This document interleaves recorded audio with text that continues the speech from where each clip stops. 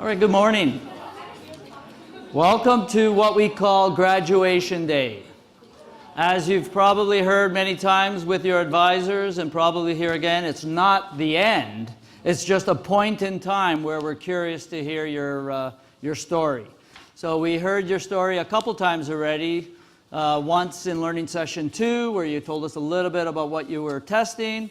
And once in what we call virtual rounds, where you would have told us what you learned in your current state or what you learned as part of your testing again. So today is just that other point in time where we're calling it graduation because it's the end of the official program known as the Ideas Advanced Learning Program. But it's not the end of our relationship. And so we'll talk a bit about that at the end of the day. Before we get started, I'm just going to turn it over to Alice to do a bit of a land acknowledgement. So just to make sure that I don't forget anything, I'm going to read from my phone. Toronto is home to a large Indigenous population, including residential school survivors and intergenerational family members who have been impacted by the history and legacy of the residential school system. The sacred land on which we stand has been a site of human activity for 15,000 years. This land is the territory of the Huron-Wendat and the Putin First Nations, the Seneca, and most recently, the Mississaugas of the Credit River. The territory was the subject of the Dish with One Spoon Wampum Belt Covenant, an agreement between the Iroquois Confederacy and the Ojibwe and allied nations to peaceably share and care for the resources around the Great Lakes.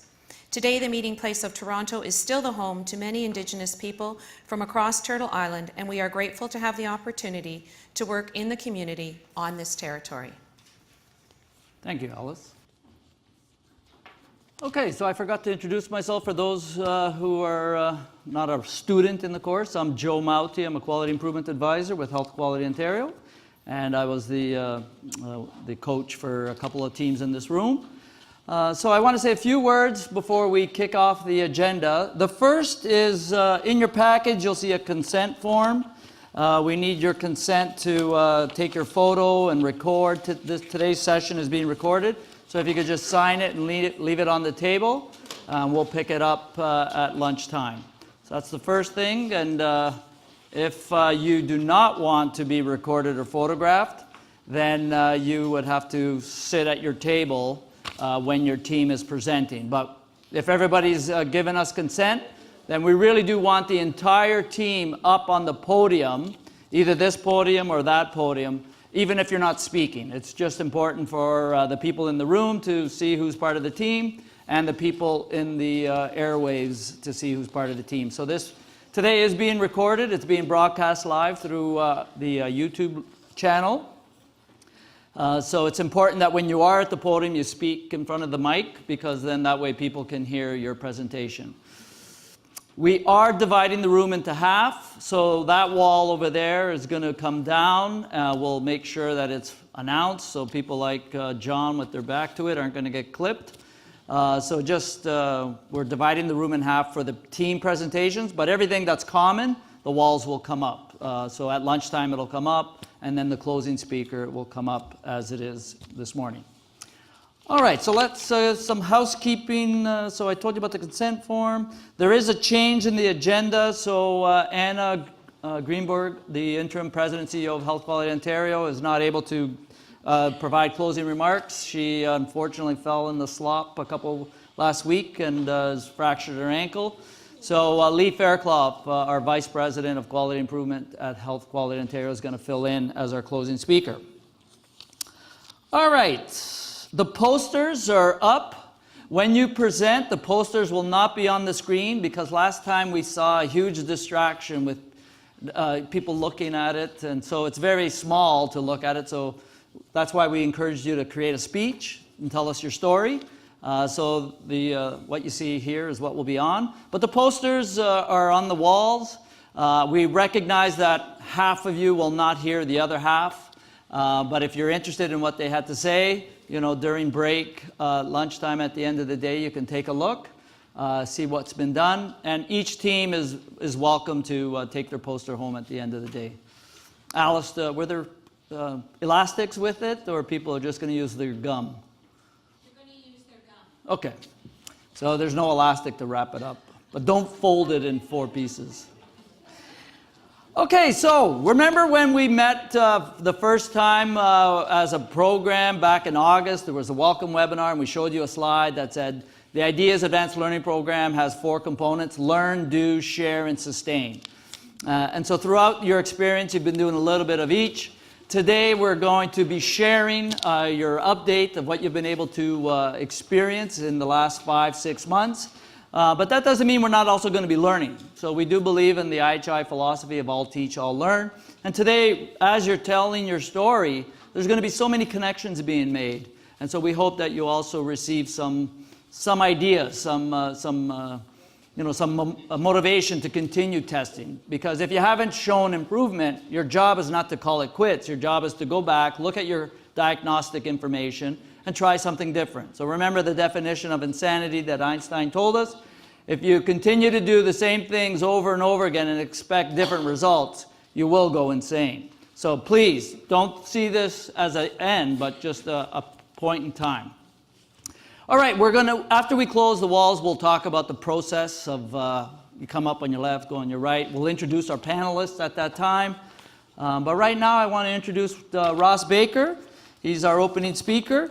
Ross is the program lead for the Masters in Science program in Quality Improvement and Patient Safety at the Institute for Health Policy Management and Evaluation, also known as IHPME. You have to work many years to practice that acronym. And he's also the co-lead for the Ideas program. So he's going to say a few words for us. So welcome, Ross. Come on, now remember, that's it. Let's show our appreciation for everybody. Please. You can use the slides? Yeah. Yeah. So Christian, you can turn on the slides for him. Okay, so good morning, everybody, and welcome to this session. You probably in August didn't look ahead to think of what February would bring, besides bad weather, and the learning and experiences you've had here. I hope it's been wonderful for you. I had the great pleasure of being part of the group that planned Ideas, and we said at the time, we need an engine of change in Ontario that gives people the skills and knowledge and the confidence to make evidence-based changes using quality tools to really improve our healthcare system. And that, projection, that plan has become a reality now for almost 6 years. So really pleased to be working with the great Ideas team and the support that we get from the IHPME group, the HQO group, the ISIS group, and executive sponsors from all those organizations. So I'm going to say a little bit more that sort of provides a context and reflection for the work that you've been doing. And I want to say to you, like Joe said, that this is not the end. This is just the end of the beginning. So I think there's still lots of opportunities to learn and to do better. So our goal with this program, and we're going to get some feedback from you on whether or not we've achieved this goal, was to provide you with the knowledge, the skills, the coaching, the support necessary to create the changes in your own environment that are going to provide a better experience and better outcomes for patients and clients, a better work environment for individuals within that setting, right, and a better system for Ontario. Piece by piece, right? It's a big job, and we're still only engaging with relatively small numbers of teams, but we're trying to populate the environment with people who speak the language, understand the tools, and make a difference. And this idea that quality improvement is an engine of success, is a necessary element, is not original with me. Many people with much higher profiles than me have said this and made this point repeatedly. One of them is Gary Kaplan, who's been for, I think, almost 20 years now, the CEO of Virginia Mason Health Center in Seattle, Washington, which is one of the premier places in the world. I had the opportunity to visit about 10 years ago, and you thought you were on a different planet, right? Because people talk and work and act in a different way. And so with a group of colleagues from across different systems, he wrote this article a few years ago in BMJ Quality and Safety, underlining this idea that quality improvement should be a fundamental part of every organization, every part of the organization. It's not a side activity We manage the organization, then we do quality improvement. We plan for the future, then we do quality improvement. It's something that should be embedded. And why is that? Because quality improvement is fundamental to our ability to improve the healthcare system. Now, you know, this is a very interesting time in Ontario healthcare, and we don't know. We can see what's going in, and all this discussion, if you follow Twitter, it's really quite interesting, the variety of views that you hear expressed. And most of the changes that people are talking about are these big system realignments, big policy changes, big agency changes. But the reality is that healthcare improves, not because we have a really good funding system or a really good regulatory system. It improves because of the work of people on the front lines across all of healthcare. And frankly, in the connection between health and social service and other parts of the organization. So the system, we have to think about these things as being a big system. But the system is composed of many people like you who have a daily responsibility to deliver care. And Sven-Olof Carlsson, who was the CEO of Jönköping Healthcare in Sweden, used to say, with great emphasis, that he said, everybody who comes to work for me in Jönköping, which is a premier place in Sweden, everybody who comes to work has two jobs. They have the job that they're hired for, and then they have the job to improve the work that they're doing. Right? So it becomes a requirement across the system to think about the opportunities to change. And I have to apologize a bit now, because what we didn't tell you coming in is that you're not only learning a set of tools and knowledge, you're learning a mindset. You're seeing things in different ways.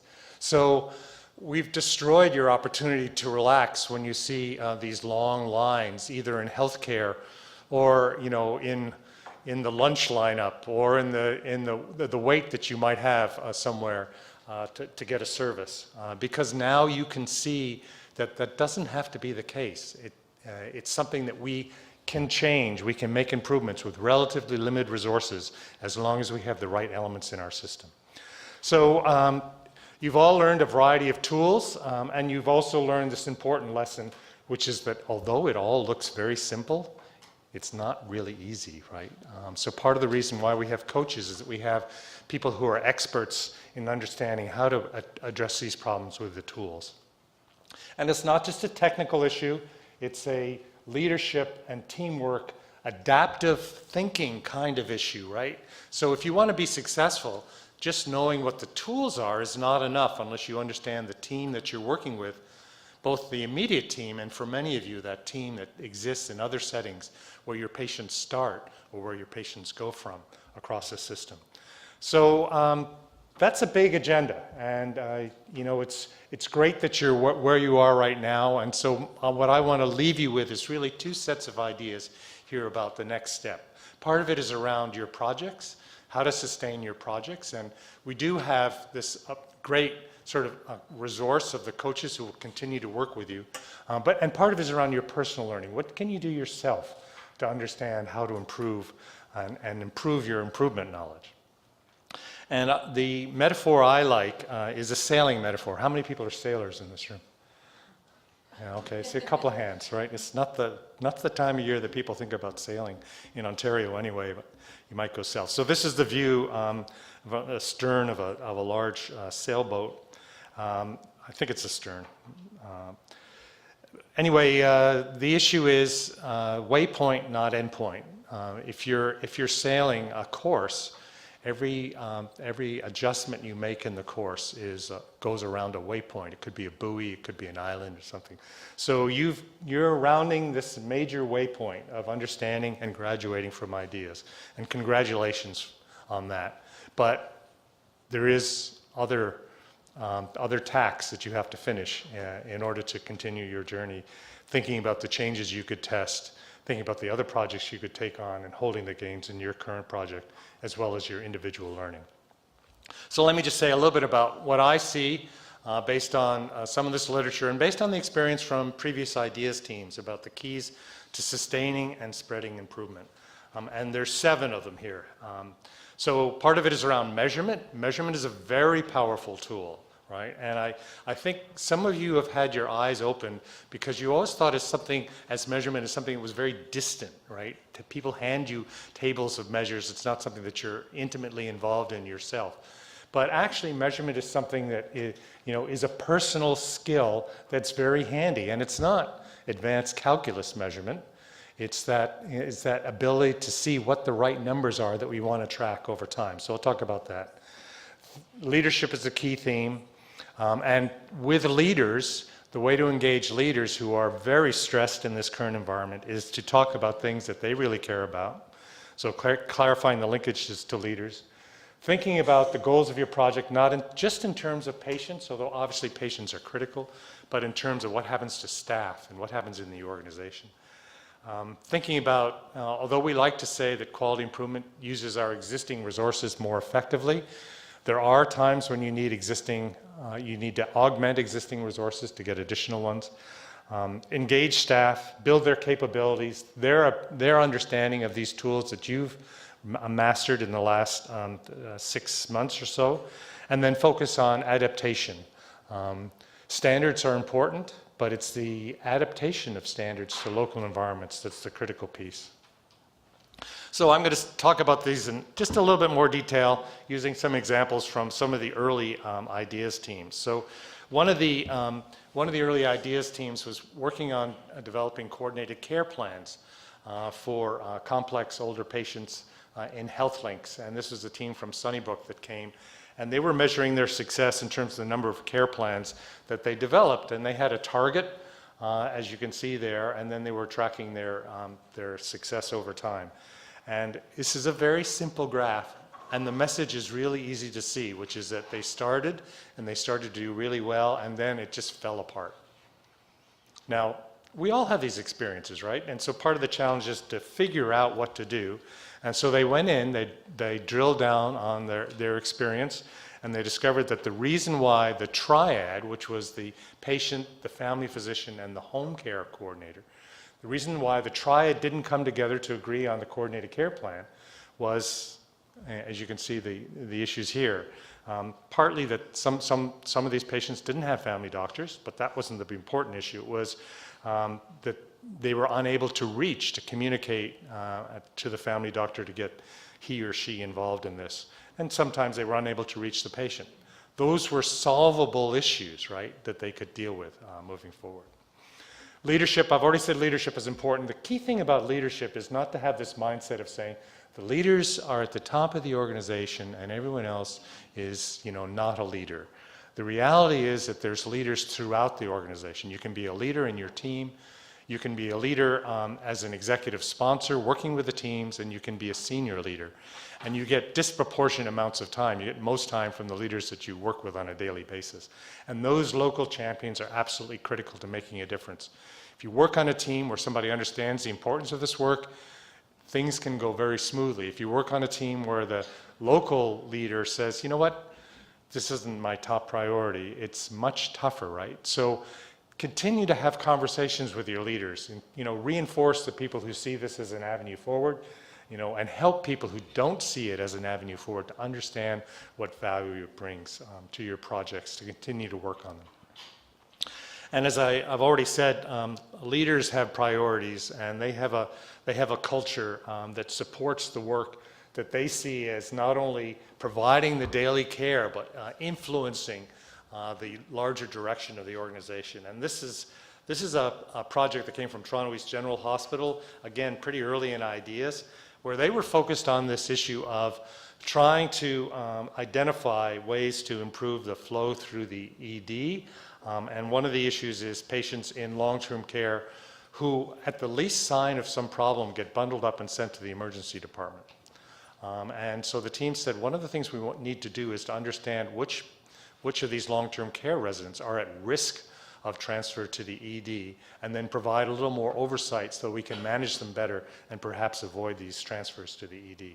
So that's a priority for the organization, and the organization thought this is a great thing, and they stepped behind and supported the team.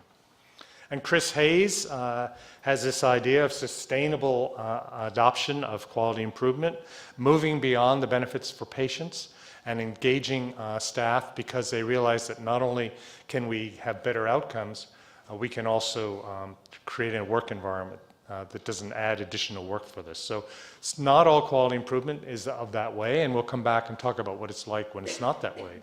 But if you can identify changes that make work easier for nurses and doctors and other staff, then it's more likely that people are going to want to adopt those things. Seems really obvious, but you can't believe the number of teams that come up with these complex number of changes, and then they go to the staff and say, oh, well, we've solved this problem. Here are the 15 things we need to do in addition to our daily work. And it doesn't win a lot of friends. So one case where this was really clear was in Markham Stouffville Hospital, which had a project to increase patient discharges by 11 a.m. They wanted to get to 30% of all people scheduled for discharge that day to be out of the hospital by 11 a.m. And they did a variety of things to make that happen, but they realized it needs to be somebody who's owning that process, who will do this in a way that we can get those patients out.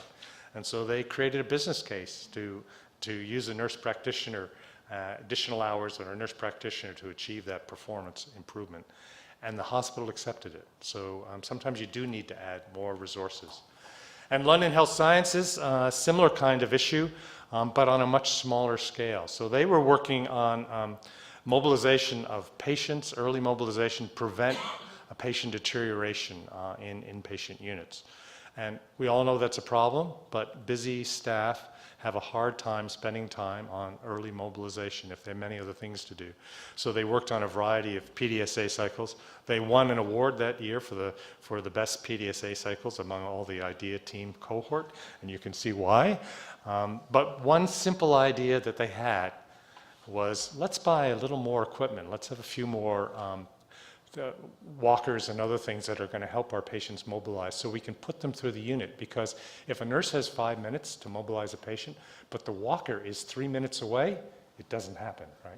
So blindingly simple idea, but also brilliant, right? And they sold the hospital on that idea. And engaging staff, building capability.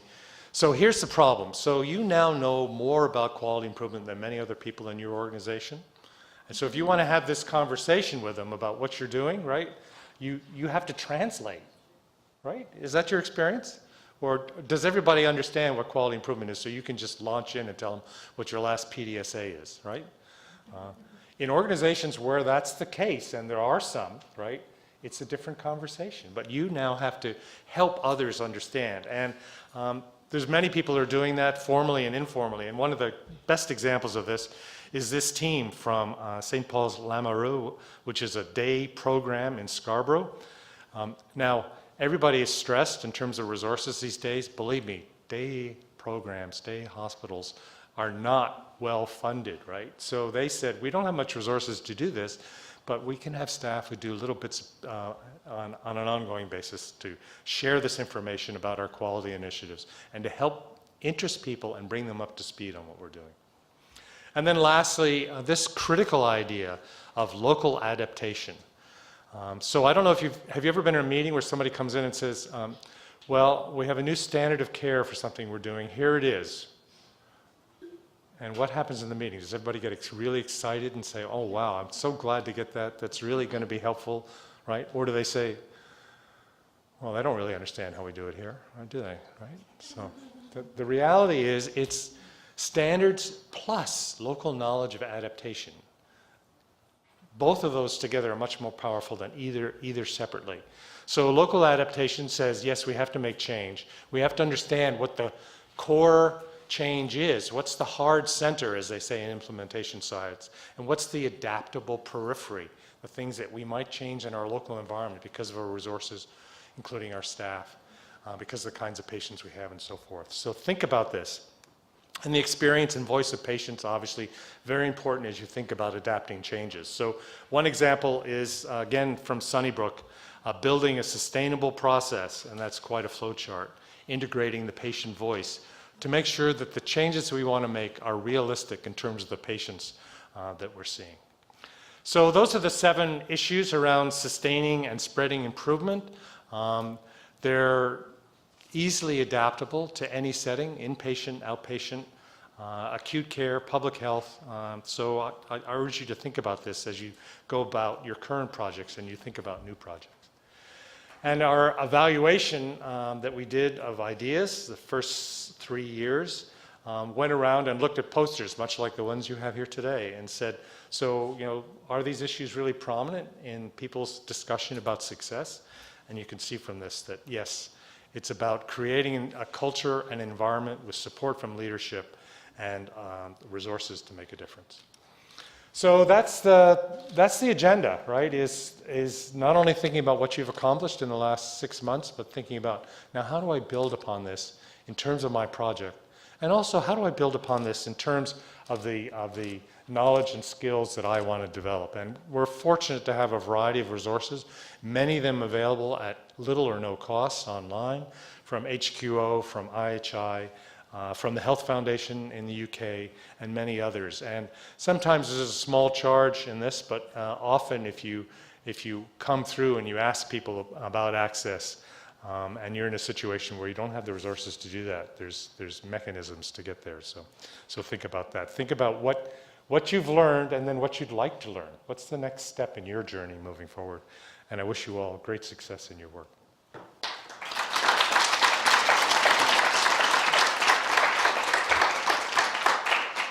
So any comments or questions? And again, just a reminder to use the mic so everybody can hear, both in the room and people watching from afar.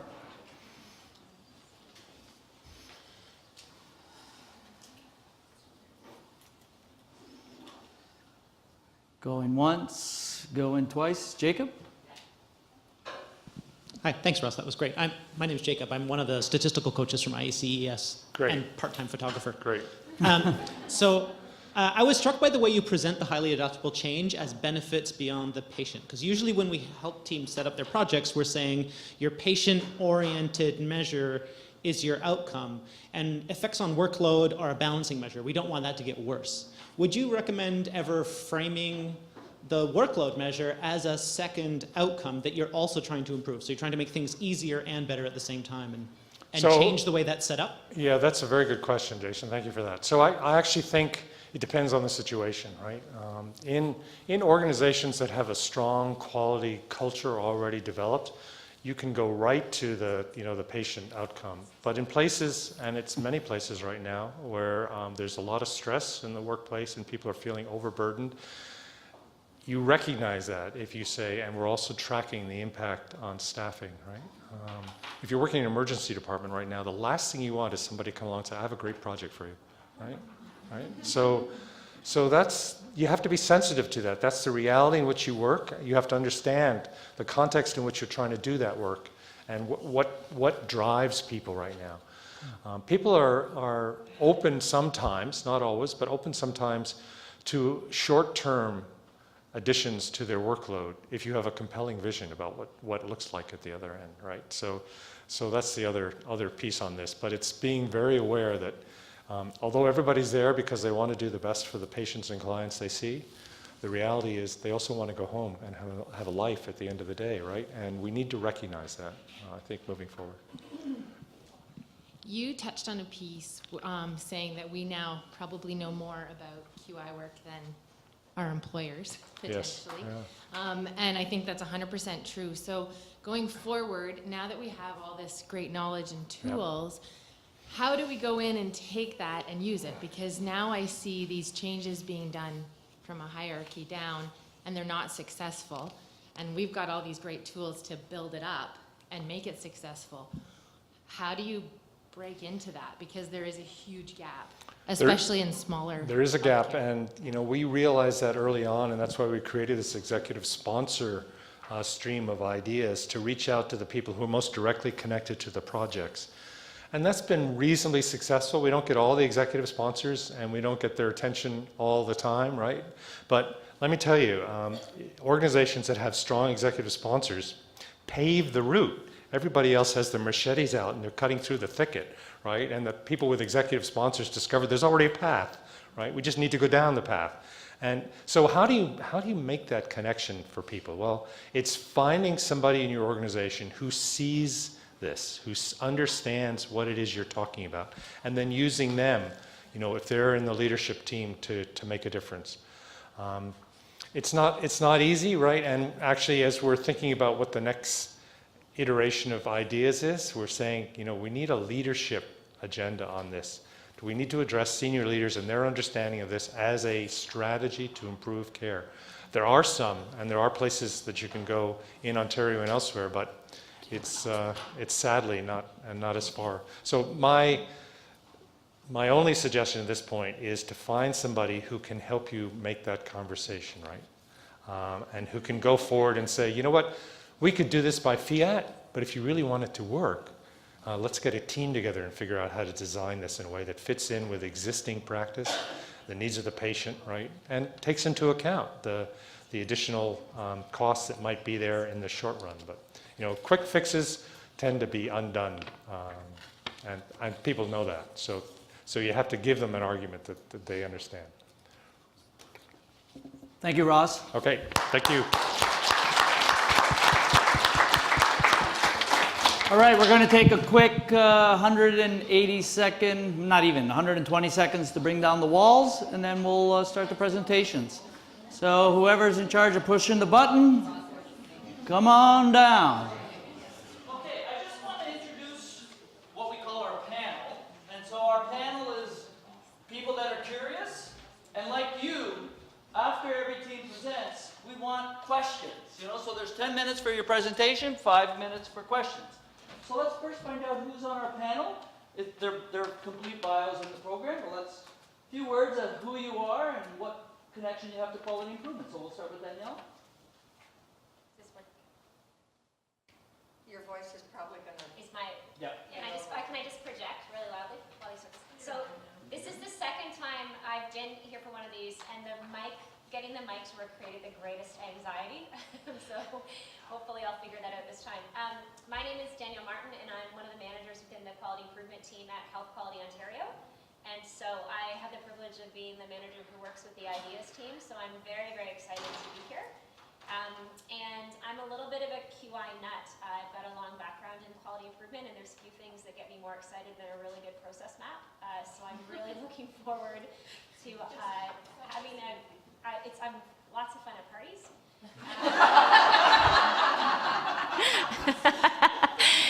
So really looking forward to learning what you've been able to accomplish in a short period of time. And I've got lots of great questions, and just looking forward to having a really good day. Thank you. Virginia? Hi, I'm Virginia Flintoft, and I've worked with Ross Baker since 2002. And together we, with Peter Norton, did the Canadian Adverse Event Study, and from there I started my journey in learning more about quality improvement, patient safety, and I now work still at IHPME, but mostly with the Canadian Patient Safety Institute. And one day we'll tell you all about the measurement and monitoring of safety, which is the most fantastic program later. And but I have had some interaction with the ideas crew doing some of the evaluation of the first 3 cohorts. I think Ross spoke to some of those.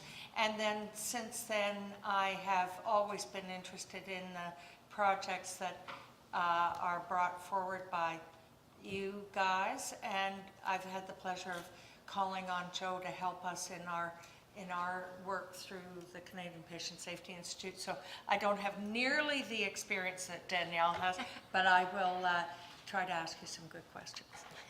So thank you both for volunteering your time today. So they're going to be the first people to express their curiosity, but then again we'll turn it to the audience to ask of your peers.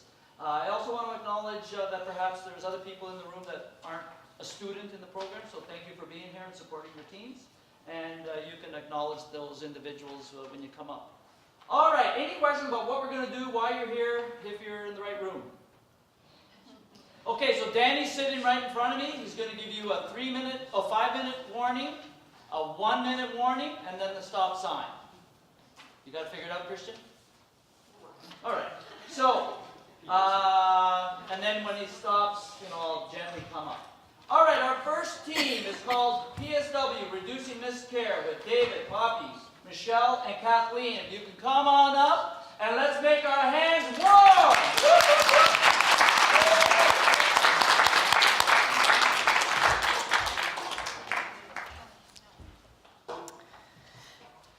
Good morning, everyone. We're pretty excited to be the first team up here. And hello to everyone watching off-site. I understand our local office has made quite the little party of it today. So my name is Michelle, and along with me here today is my awesome team. We have David, Kathleen, and Poppy. And together we were working on reducing missed care for our PSW population, the patients that we service. Our challenge really was that missed care is a patient safety concern. This is the most important sentence of our whole project today, and this really was the underlying emphasis for everything that we have done, is reducing the risk to patients receiving care. All of our clients and patients are receiving service for a reason, and it is our job to deliver the best care possible to them. Our aim statement was, and we had changed this initially, or from our initial aim statement, I should say, was that by February 29th, 2019, 99.9% of all patient care needs will be met. Originally, we had stated it in the negative, that we would reduce 0.05% of missed care, but we felt, and with coaching, thank you Shauna and Jacob, that it was best to present it more in a positive light. For our cause and effect analysis, we quickly realized that reducing missed care was multifaceted. After our initial day here, and we had created our fishbone diagram, we quickly realized that there are multiple components involved in this. Not only that, but the implications beyond patient safety also involve financial risk exposure and staff satisfaction. We really did need the staff buy-in for this. Completing our driver diagram was also interesting and a bit of a challenge, as I'm sure many of you experienced also multifaceted. But what we've done thus far is we have been fortunate to complete one PDSA cycle. What we had done was we extended the work hours of our client services associates within the office so that they are there for a longer period of time to help with those last minute call-ins and then obviously help fill those shifts for patient care. And we're currently involved and really excited, I have to say, to start our second PDSA cycle. Our first one was a great success, and our second PDSA cycle, we're just on the cusp, and what we're going to be doing is introducing an on-call PSW model. One of the greatest challenges in our organization is not filling the shifts for clients initially, but dealing with those last-minute issues. The last couple of weeks have been a challenge with the weather. I'm sure all of you in some capacity or another have experienced that as well. But when you're doing home care, that really can have a great effect for those patients that deserve the care and really require the care at home. Now I'm going to pass it along to David, who's going to speak on our measures. Thank you. Great, thanks, Michelle. I guess I was kind of thinking that our poster presentation would be there, so I'm going to describe, where we're at. So, as Michelle mentioned, we did launch PDSA number 1. So expanding our local office hours means less reliance on our centralized customer support team for the peak hours. So instead of the local office being open at 8:30, we opened it at 7 a.m. So local office means familiarity with the providers and the pool. The centralized office, of course, is getting sick calls from all of our different offices, and then they run short on capacity. So on our poster, you will see the results from our PDSA. We have filtered our data so that we're only looking at the Monday to Friday impacts because that's what our PDSA addressed. You will see that there's a lot of special cause variation that we noticed prior to our go live December 3rd of PDSA number 1, and early indicators of improvement in terms of missed care. So, I think I will just invite you to have a look. As Michelle said, we're excited to launch the on-call model because we think that will have an impact on our Saturday, Sunday missed care, which is another peak time that we struggle with. So I'm going to turn it over now to Poppy. Oh, Kathleen. Sorry, Kathleen. That's okay. That's okay. So regarding how we're going to move and sustain our wealth of knowledge, we are going to enhance our local hours during our peak sick time calls. We're going to standardize our employment contracts to expect the on-call model. We're definitely going to make sure that there's communication between our on-call center and our current local office. Definitely ensure that there's training and resources available for our staff. Spreading our success, if we are successful with our model, we are going to implement this across our organization as it's very successful in our East Coast office. And I'm going to turn it over to Poppy. Thank you. So doing this project, we've learned a lot. There's a lot of lessons learned that we have learned, obviously. One of the biggest ones I would say that we've learned as a team is the value of data that we have collected and the value of making data-informed decisions. Implementing our PDSA 1 and working on implementing our second PDSA, we realize it's not just a matter of come up with an idea, let's implement it and roll it out and see how it goes. We actually, with our coaches, Jacob and Shauna, we learned how to pull the data, analyze the data, and understand what it means to make these informed decisions, We've also learned, the importance of applying project management structures around rolling out these PDSA cycles. Myself being from projects at our organization has been very helpful, I would like to say, to our team in following the processes so that we can implement the changes and make sure that we have our resources engaged and that we have buy-in from our stakeholders, as it's very important to make this project very successful. And that is a wrap for our project. All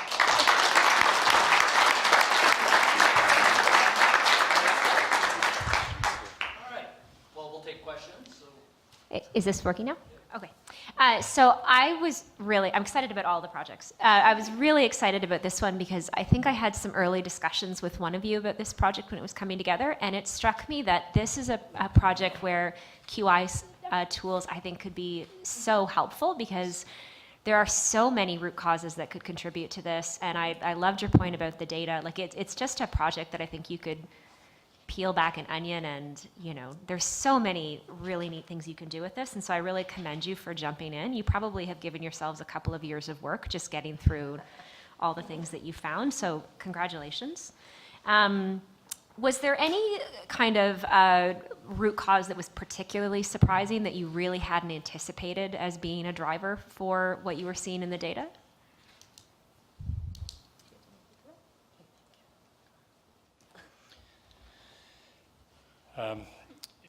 It's tricky. You would think maybe we would uncover something like that. The fundamental challenge for us, of course, is capacity and making sure that we have capacity and surge capacity and, and surge upon surge type of thing. I think our lessons were really in understanding where the process breaks down. So, for example, in some situations, there might have been capacity to fill a shift that's suddenly vacant, but our customer support center, the administrative branch, is overwhelmed because they have multiple sick calls. So, maybe the aha moment is centralization is not necessarily the key to success for everything. It may seem administratively efficient, but you lose all sorts of local knowledge and that sort of thing. So, particularly during these peak hours, I think that was certainly early indicators of our Monday to Friday change suggest that decentralizing for those peak hours has been helpful. So maybe that's one of our lessons learned. Hi, congratulations. I agree with Danielle, very interesting project.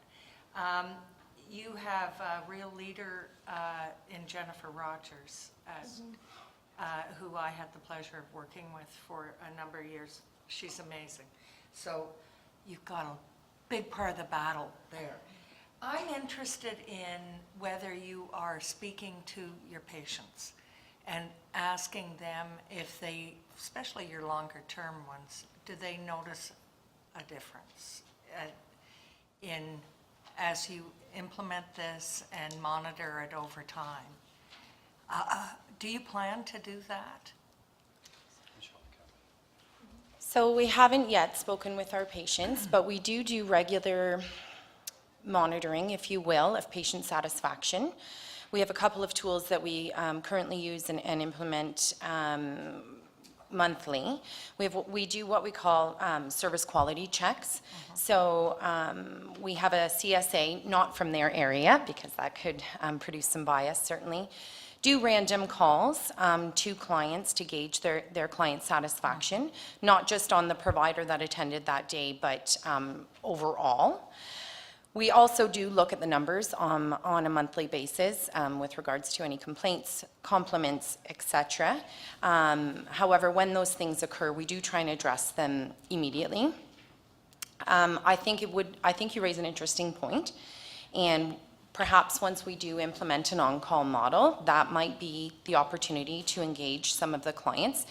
I think realistically, they will need to know if it isn't going to be their regular provider coming on a weekend, but we do have an on-call person. Some of our clients may choose not to accept that and go without care, rather than not have their regular provider. But I think that might be the point for more patient engagement, especially after we deploy an on-call person to see how their satisfaction was after that. Hopefully we'll get to that point very soon. We're looking forward to it. That's great. How many offices do you have? We have 16 offices right now across Ontario and Nova Scotia. Do they all experience this problem? I would have to say yes. PSW capacity is an ongoing challenge all across Ontario, not just with our organization, but other home care agencies. But we have seen success with this model in our Nova Scotia office. They currently do have an on-call model, and their rate of miscare is drastically lower than ours, and it seems to run quite well, and patient satisfaction seems to be quite high. So we're looking forward to reaching that standard. And one more question, then I'll let everybody else have. What about predictability of call-ins? Can you tag the predictability to the season, like the flu's all over the place?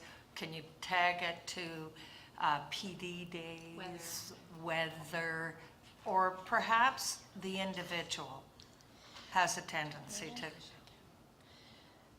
So I think it's all of those things. Depending on what area geographically we're servicing, we can tag some of the events weather-related. My current area is Dufferin County, and I'll be honest, we had a lot of miscare the last week. The roads were closed. Some are due to individuals, poor performance, in which case then it does come down to performance management as well as coaching. But in general, there seems to be a variety of reasons why we do get the call-ins, and it is very challenging, other than weather or something extraneous occurring, to predict when they are going to happen. Unfortunately, that would make our job a lot easier, and we could plan ahead. But when you're in a people business, things don't always run predictably. Thanks very much. Thank you. All right, thank you very much. So you can grab your certificate and photo, and then the team from Healthy Public Health Unity come up to the stage. And that's Laura, Katrina, Agnes, and Kamir. Did I say that right? Kamir? Chamir. I wasn't sure if the H was, the C was soft or hard.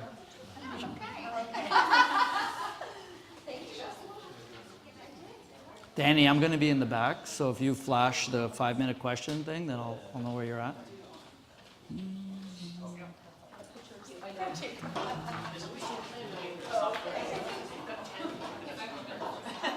All right, so let's welcome to the next team.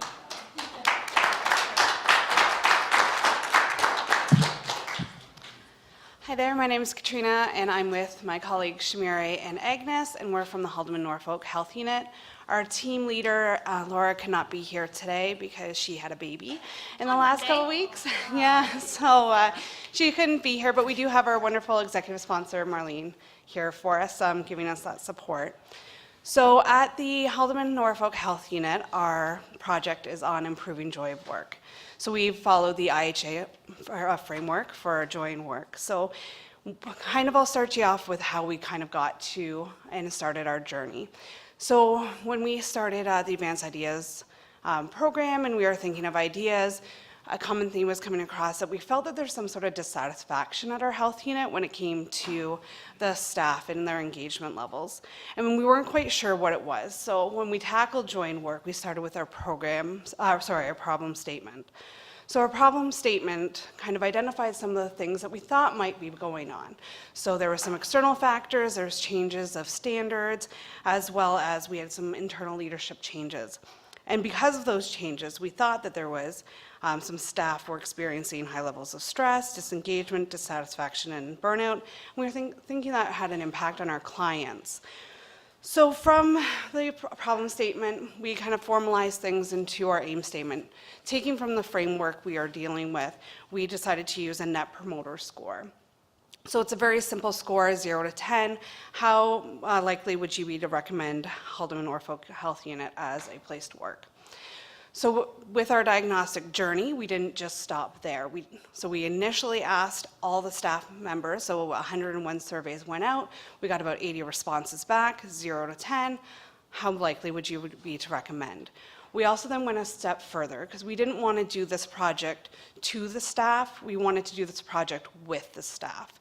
So we opened it up and asked for volunteers for focus groups, which we had around 30 participants in there, asked them questions that came from the framework, for everything from what the pebbles in your shoes are to what matters to you in your work. And we gathered a lot of really important data from that.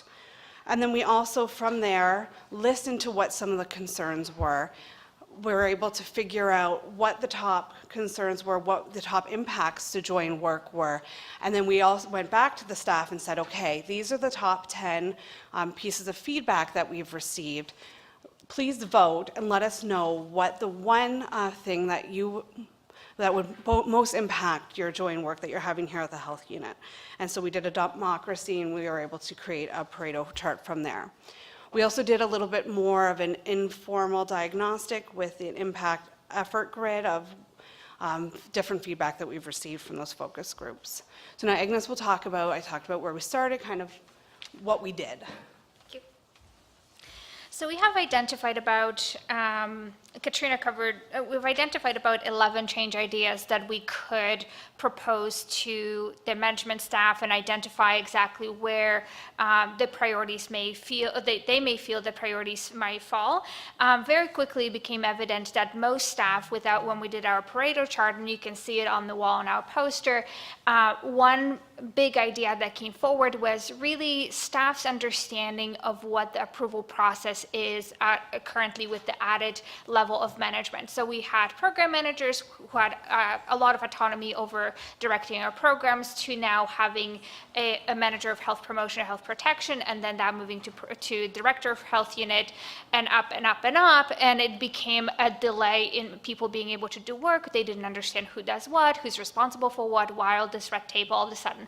So we've proposed some of those concerns to our management team most recently, actually just in January. So we were excited to continue with about 5 change ideas out of the 11 that have to do with improving process of improvement clarifying the process of approval, as well as identifying the roles and responsibilities of the new level of management, just to provide some clarity and understanding to people so they understand that, it's not 5 or 6 people now managing us. It's still the one main person managing us, and then there's other roles that the other people are responsible for. So having said that, our NPS score has so the Net Promoter Score in September was minus 36. So we are definitely, in majority of our people are, that we thought, dissatisfied with at some level with the current situation. We did have a challenge in that very quickly, and as we were going to do our engagement, we had we lost our executive sponsor. So we really could not move forward with a lot of the change ideas that we wanted to do. We have a new executive sponsor, Marlene. We're very happy that she's here. And so for 2019, we're just hoping that we're going to be implementing those change ideas and moving forward. And Shamir is going to talk about sustainability. Thank you very much, Agnes. So for us, for the sustainability, well, based on our project, there are 2 areas we've identified that will help to sustain our project going forward. 2 main drivers. One is leadership engagement. Like Agnes highlighted, we'll be able to engage the leadership of the health unit to get their buy-in to see how we'll move forward with those change ideas we hope to implement throughout 2019. Then secondly, we do have a steering committee within the health unit called the Healthy Public Health Steering Committee. So this committee is focused on trying to move the journey of quality improvement, not just with this project we are on, but generally all the other things we are doing around quality improvement in the health unit. This committee, which is made up of management and frontline staff, provide the operational guidance for all our journey around quality improvement, as well as the strategic direction. So that way we hope to be able to sustain our learnings from here and impact it in all the things we do around quality improvement culture at the health unit. With regards to spread, currently our project, which is Joy in Work, is internal just to the health unit. The health unit is part of the bigger health and social services within Norfolk County, but we are concentrating on this project just within the health unit till we're able to meet all our change ideas and see what kind of improvements we can be able to achieve. So at this moment, there are no plans to spread it to the rest of the county, but we are working closely with another committee within the health unit called the R Culture. The R Culture is looking at how to change the workplace culture. So our project kind of dives into that, and we're working with that group to improve the culture within the health unit. So like I mentioned, our next steps is to continue to do all the PDA cycles into 2019. And the lessons learned, one of the things, and I think some of my colleagues have highlighted some of them, is the importance of the executive sponsor. Because we lost our executive sponsor midstream, we lost some momentum, and we're just coming back and trying to pick some of that momentum. So it's very important the role the executive sponsor plays. Then another lesson we learned was the emotional toll and impact on the project team. We had to do a number of focus group sessions, and when we conducted those sessions, they were quite emotional in most situations. So it took a toll on the project team when we're trying to pick those ideas, trying to pick those concerns from the staff. Then finally, another lesson we've learned is the role that leaders play in Joy in Work. It is critical to have the management team and the leadership team playing a strong role in achieving this Joy in Work. With that, I think we'll be ready to take any questions anyone might have. Thank you very much.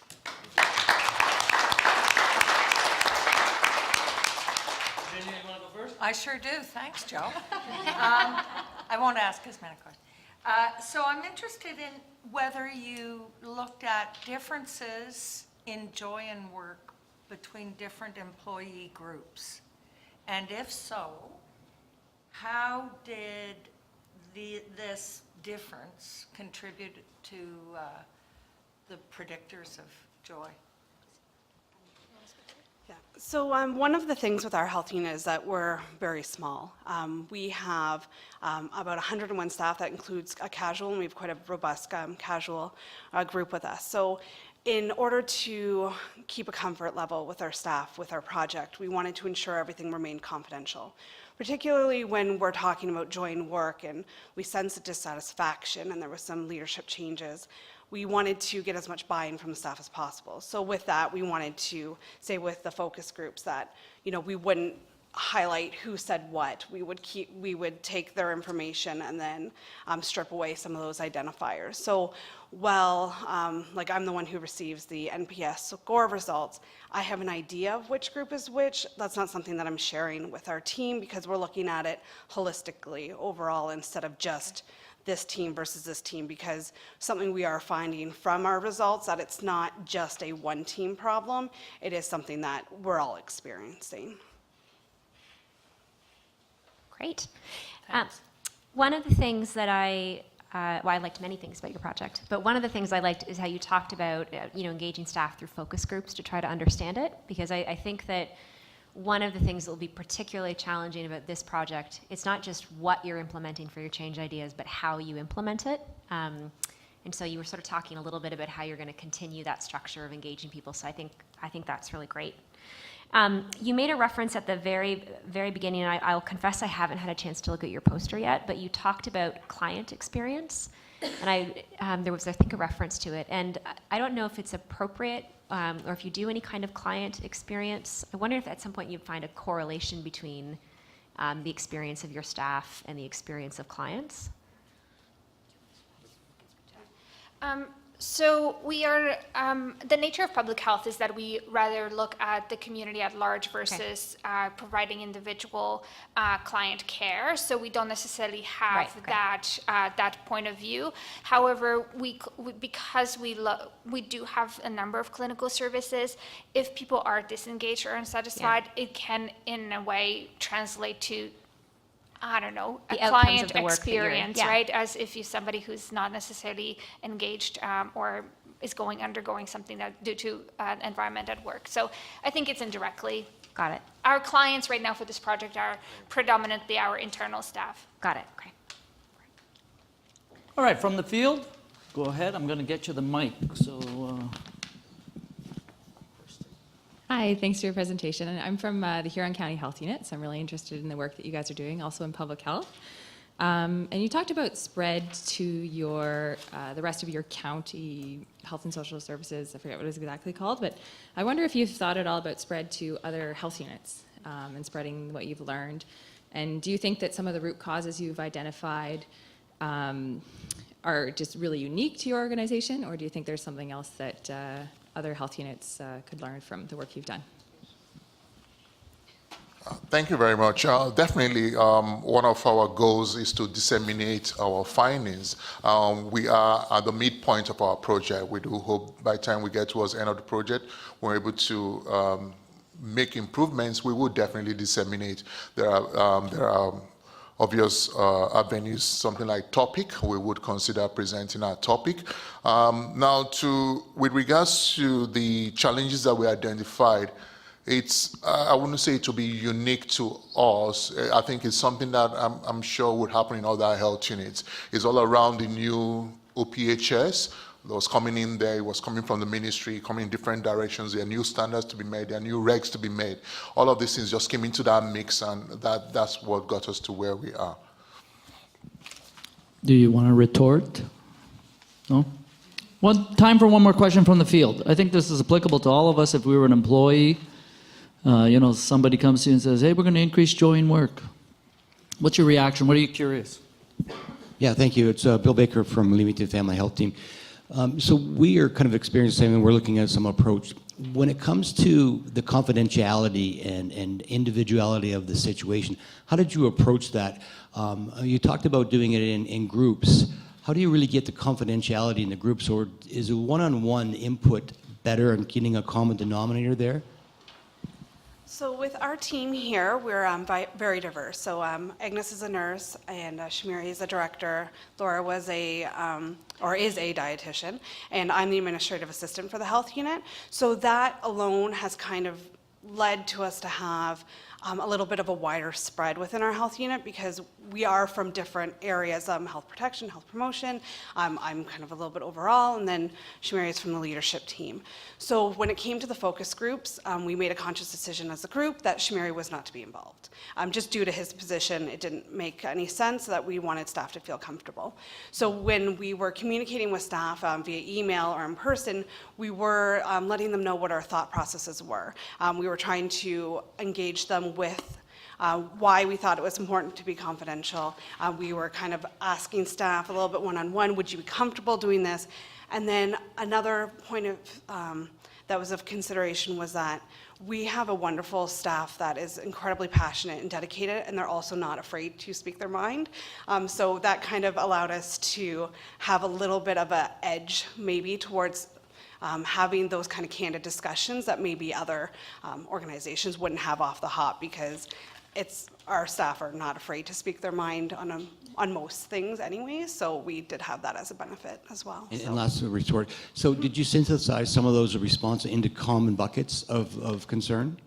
Right. So the three focus groups we were able to see overall, and then when we did our fishbone, we highlighted the ones that were brought up at all three focus groups, and then the ones that were brought up at only two focus groups, and then the ones that were kind of more one-off comments. And that's where we got the top 10 to do our Pareto chart from. So. There's a rumor here that it's somebody's birthday. Is that true? Oh, well, happy birthday. All right, so thank you so much. So Shauna's going to give you your certificate, Jacob's going to take your photo, and then we'll call up our third team. It's the Huron County Public Health Unit with Kristen and Ruth Ann.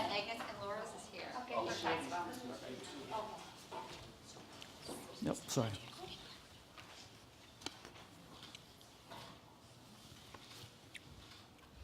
So I just want to also point out that the posters are on campus. So we're trying something different. So everybody's poster is physically in the room, but it's also on campus if you have a device and you want to look at it. All right, so let's welcome our next team.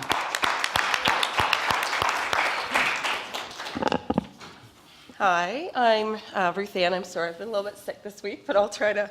So we are from the Huron County Health Unit, and our focus was on improving school immunization consent form return rate. So in 2017, 2018, and this focuses on our grade 7s. Sorry, I'm not very tall. Our consent rate for grade 7 consents coming back was 64%. And because it's one of our accountability indicators, it takes a lot of time for a public health nurse to follow up on any incomplete or not returned consents. So when we started this project, we were hoping to make the schools a bit more accountable and involved in our process. And we were hoping to make the consent forms a bit better for parents, so there wasn't the need for follow-up. So our theory was, by having more school involvement and accountability on the process of collecting the consents, so we did this by principal communication, talking to them about the rates, and having a single contact person for the grade 7s, that we would improve the rate of consents coming back. So our aim statement was to increase our initial return rate for consent forms up to 80% for all schools in the 2018-2019 school year. So in order to understand more about our project, we used the fishbone to determine our root causes of the problem of incomplete consents, and our process map to map out the follow-up process for incomplete consents and look at efficiencies that we could use in our work. So as part of our diagnostic journey, we used the driver diagram and found that the primary drivers were distribution of consent forms, communication with schools, and awareness in parents and families. So based on those diagnostics, we completed 5 different change ideas. So we looked at changing the consent form timing of when they went home. So our goal was to send them home with the first week, when all those papers come home from school and you have everything to sign and send back, instead of waiting a couple weeks. We used the principal chat and student education. So we actually had some of our school nurses go into grade 7 classrooms and talk to the students about what the vaccines were and the process of taking them home and bringing them back. Use existing communication channels. So we do have, the school board has text messaging that they can use for certain grades. Using that single key contact for the grade 7s. And then school board data sharing, so that they understood what our goal was and where we were at this point. And we were able to implement number 2, so the principal chat, and number 4, the single key contact, and both related to the partnership with the schools. And then Kristen's going to talk about our data. So as Ruth Ann mentioned, we were only able to implement 2 of our tests of change this year, but of the 2 tests that we were able to implement, the test of change that involved engaging the principal at our Goddard High School resulted in an increase in our consent form return rate from 22% last year to 88% this year. Yeah, so it's good. And this was one where our PHN, our public health nurse in that school, actually, as Ruth Ann mentioned a bit, is she took on an extra initiative to actually go around to each of the grade 7 classrooms and do a little presentation as well. So that was probably, it wasn't a part of our plan, but probably contributed to that increase as well. And in our other test of change that was in the high school in Wingham, where we had 1 single key contact for the grade 7s, again using our PHN in the school as that connection, and we had an increase in that school from 55% last year to 72% this year in our consent return rates. So although these are, we don't have the data to show statistical significance over time because of the nature of this initiative, but we did compare to those 2 schools where we did the test of change to all the rest of the schools, where we had a smaller increase, which was 74% to 82%. So we do feel that there was something different happening at those schools. I also want to note that our public health nurses, we only have 4 nurses that cover the whole county, so there's probably some crossover between the schools because they do work in about 7 or 8 schools each. So if they changed it in one school, they've probably started to change it in others as well, even though it wasn't a part of the plan. So our data also showed, one of our other measures was the acceptance rate for each of the 3 vaccines, Menactra, HPV, and Hep B. So our data did show that there is opportunities to improve those rates. The vaccine hesitancy is a problem in our area, as it is all over the place. And one of our balancing measures was more about staff workload. So we did measure the time that it takes to follow up on each of those incomplete consent forms, and it took an average of about 12 minutes for each incomplete consent between calling and trying to connect with the parent.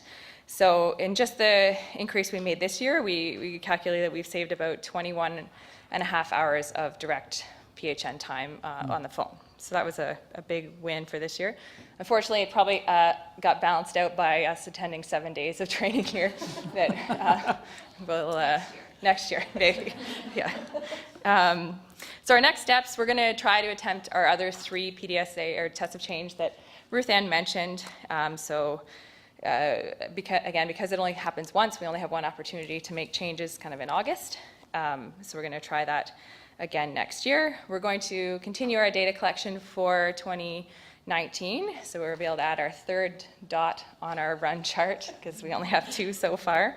And we're also going to work to get greater school involvement at the school board level. Right now we've been engaging with secretaries and with teachers and principals, but we want to really get that more top-down approach by sharing our data with the school boards. Hopefully maybe trigger a little bit of competitiveness between the schools, between the school boards. I don't think anyone likes to see that their rate's like 22% when everybody else is 80%. That's not something people like to see.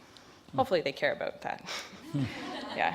Another initiative we're working on for next year is actually working to improve our HPV vaccine acceptance rates. It's not a mandatory vaccine, so there's no follow-up in terms of school suspensions or anything for students that don't get the vaccine, but it's obviously an important vaccine in terms of preventing cervical and other kinds of cancer. So we had an MPH student last summer who wrote a report on different ways we could try to improve those acceptance rates based on the literature and based on things happening in our county specifically. So we're going to try to do that for this year. Our biggest challenge with this project is that in public health, QI projects can sometimes look a little different than in clinical healthcare, and it was a challenge sometimes to take the tools, specifically like the SVC chart, for example, or the kind of more statistical based things and apply them in our context. And I think that's a challenge in general in public health to come up with projects where we have sufficient data to be able to do the kind of interesting analyses that the rest of you guys are doing. Even in our clinical programs where we've tried we're a very small health unit, there's about 60 staff, and even in our clinical programs, like our volumes are so low that it takes so long to get sufficient data that people get discouraged and forget about the project before you even get baseline. So, and some advice for anybody else starting QI journey is that having the external support and deadlines was really valuable in getting this project moving forward. That we had to have our final report in by February 1st. That actually made it go to the front burner instead of these kind of projects can kind of get pushed aside, I think, when things get busy. So that was really important. And we were lucky enough to have really strong leadership support and a culture that supports innovation and being willing to try whatever changes we wanted. So that was really vital to the success of the project as well. And also, we just wanted to say that we enjoyed participating in the advanced learning program, and it was a good opportunity to learn new skills and be able to apply them right away, as opposed to learning something and then forgetting about it because you don't get to use it for a couple years. So that's it. Thank you.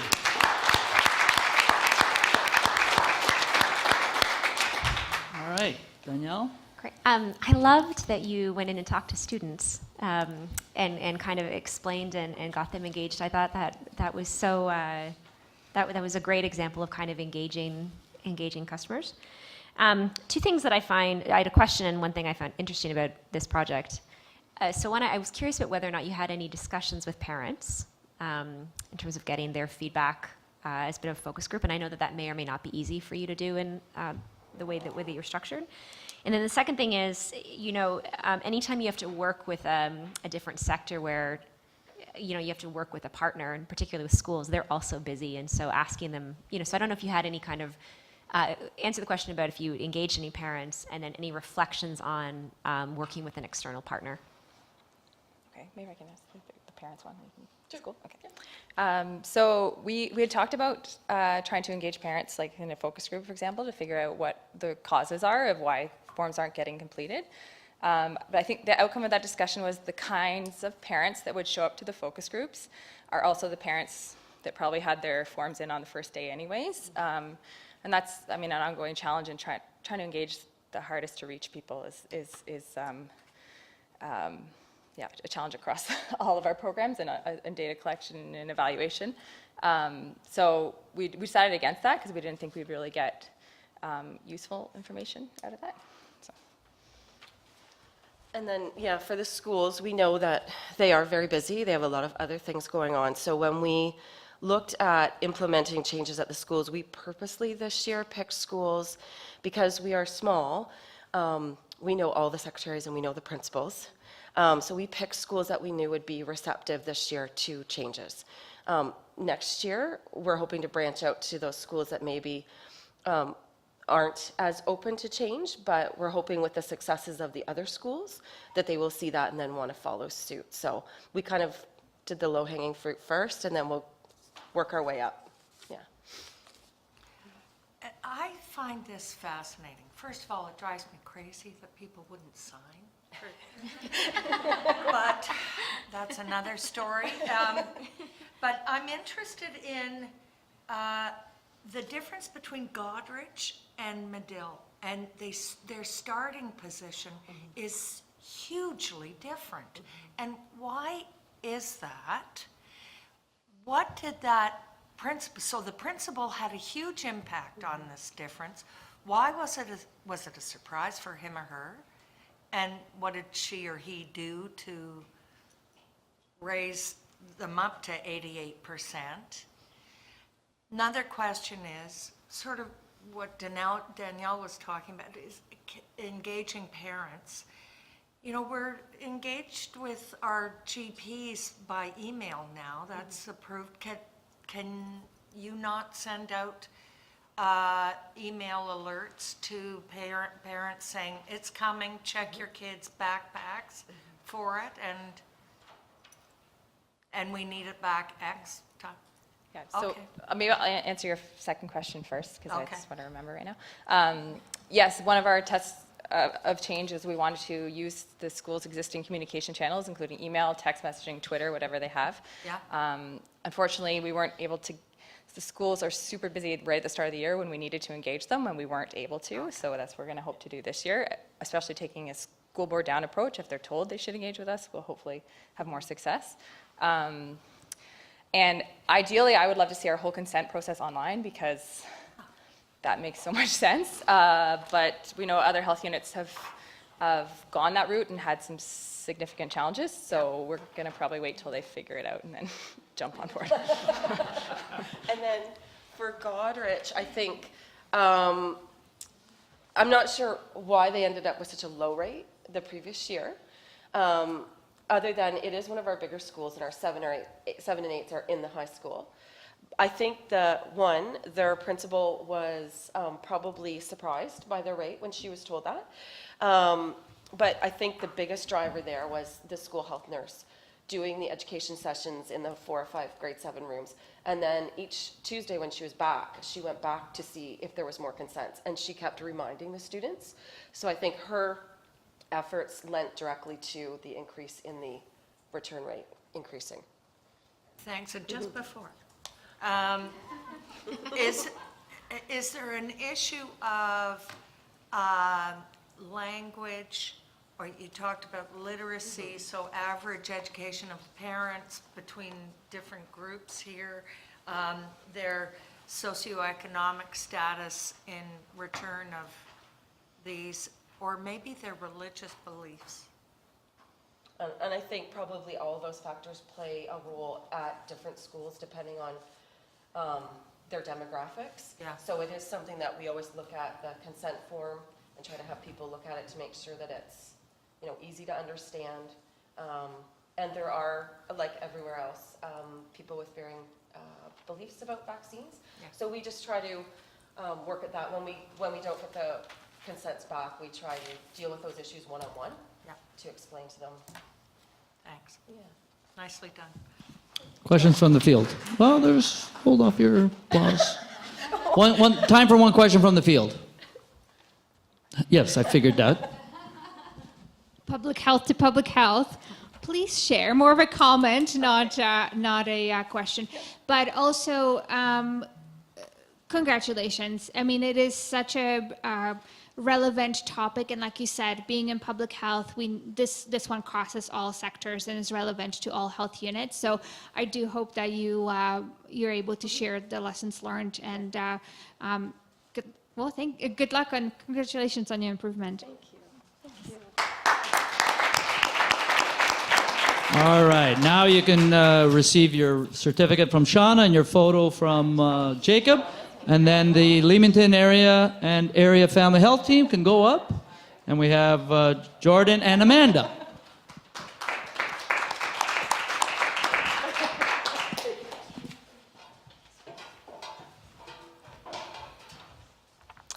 Hello, everybody. So my name is Jordan. This is Amanda, and we have our executive sponsor, Bill Baker, with us today. So we are from the Leamington and Area Family Health Team. Our project is on advanced access in primary care. So a little bit of a backstory. I'm one of the front staff workers. So we were getting numerous calls from patients, complaining, being very frustrated that they couldn't see their providers in a timely fashion or when they wanted to see them. So we broke it down a little bit further, and we looked at each provider's schedule. Some providers were actually booking out about 6 weeks, and then that got us to thinking, let's look at our, allied health. So we looked at our social workers, and they were booking about 3.5 months out. So we said, there's got to be something we can do about this. So we started with a fishbone diagram. So we broke that down to help us identify the causes as to what was causing the delay of appointments. From there, we created our driver diagram. So we were looking at the changes that could help us improve, bringing the patients in. From there, we decided to focus on the third next available appointment as our outcome measures. And then we created our aim statement saying that we wanted to reduce the third next available for the providers of the family health team. We were hoping to touch all of them by December 2019. We're pretty hopeful about that. We started this project with one of our providers who was booking the farthest out. At that point, it was about 6 weeks out, and her patients were a little bit frustrated. So we started with her. We utilized the HQO handbook that Shauna had given us for a great reference, and we sat down, we broke it down with her. So unfortunately, just due to schedule conflicts and busy schedules, we couldn't really do much with that provider, but she did end up working a couple extra days, which reduced her backlog a little bit. So sitting, talking with Amanda, he said, what is our next steps? So we sent out a message to all of the providers within the team and explained what the IDEAS program was, and we had some success. We had 5 more doctors that wanted to come on board with us, so we sat with them individually and we came up with a new plan. So I'll let Amanda elaborate. Thank you, Jordan. So we did basically follow the Advanced Access Handbook and did a supply-demand analysis for all of the providers, some or those that were interested, and some of them were already doing fairly well. So we wanted to see is the amount of time that they're available in office meeting the amount of time that patients are requesting to see them.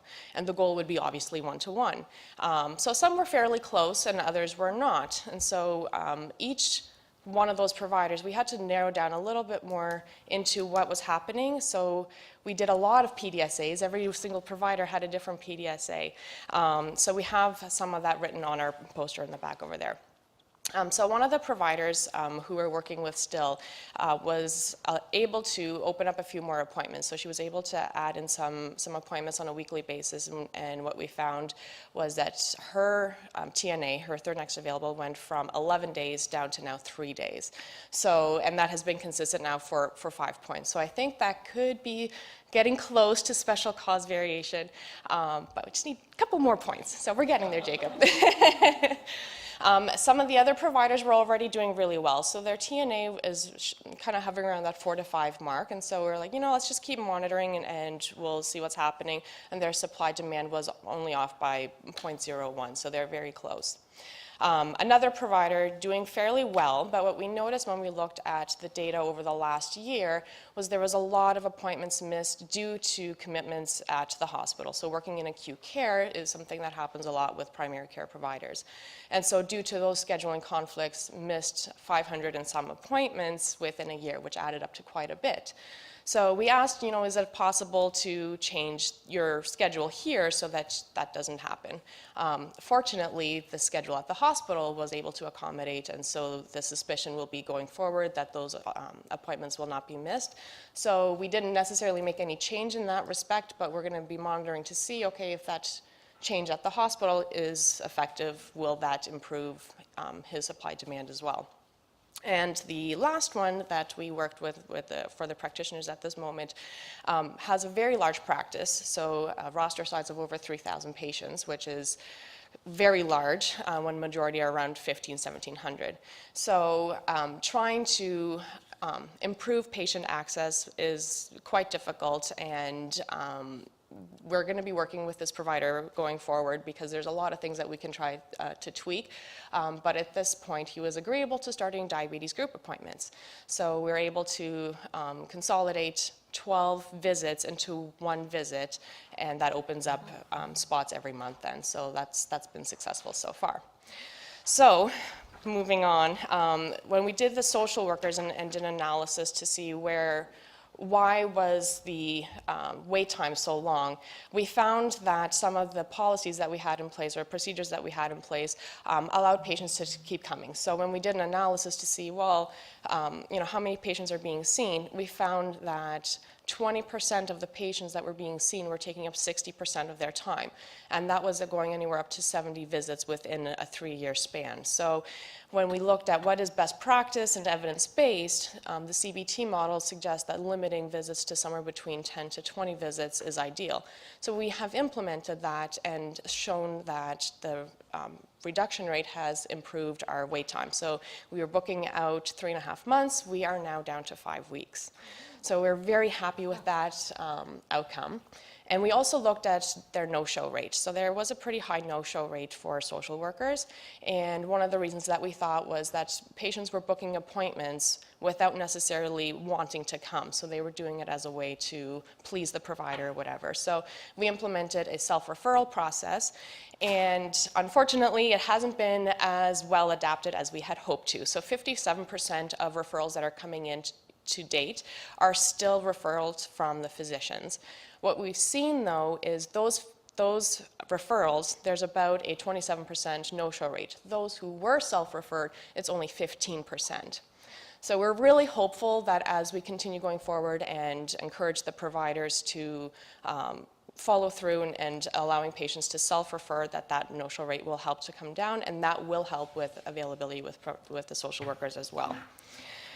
So that is about all that we have done to this point, and we're hoping to roll it out to all of our providers. So as we're moving forward, we really want to highlight the data points and I'm a QI nerd, so now I'm kind of hooked. But as we show the data, hopefully that really buys into all the other providers as well, that they want to make some of those changes. So I'll pass it over to Jordan to talk about sustainability. Yeah. So, working with the Ideas program, we've come up with so many ideas. So this project led us not only to look at patient satisfaction, but also our staff satisfaction as well. So, we've handed out a new patient survey. So far, with the early results, it seems like our patients are satisfied with the responses. They're getting seen between 2 to 14 days. But going further than that, we actually started a work culture committee, and we did a survey with the Guarding Minds at Work. So with the results that we've received from that, we're actually going to be embarking on a Joy in the Workplace project next. With that, we're also developing a patient guidebook with information about our programs, just all information about the family health team that our staff can have and all of our patients can pick up in the waiting room. And we're also going to be updating our website. So right now our website's pretty outdated, so we're going to be updating that. But the biggest thing is we created 2 communication boards. So one of the communication boards is in our lunchroom, and the other is in the waiting room for our patients. So we're going to be updating that with our third next available information, any quality improvement projects that we're going to be working on. So that way, our patients know exactly what's going on in the background, and our staff does too. So hopefully that makes the communication a little bit better in the office. And that's it.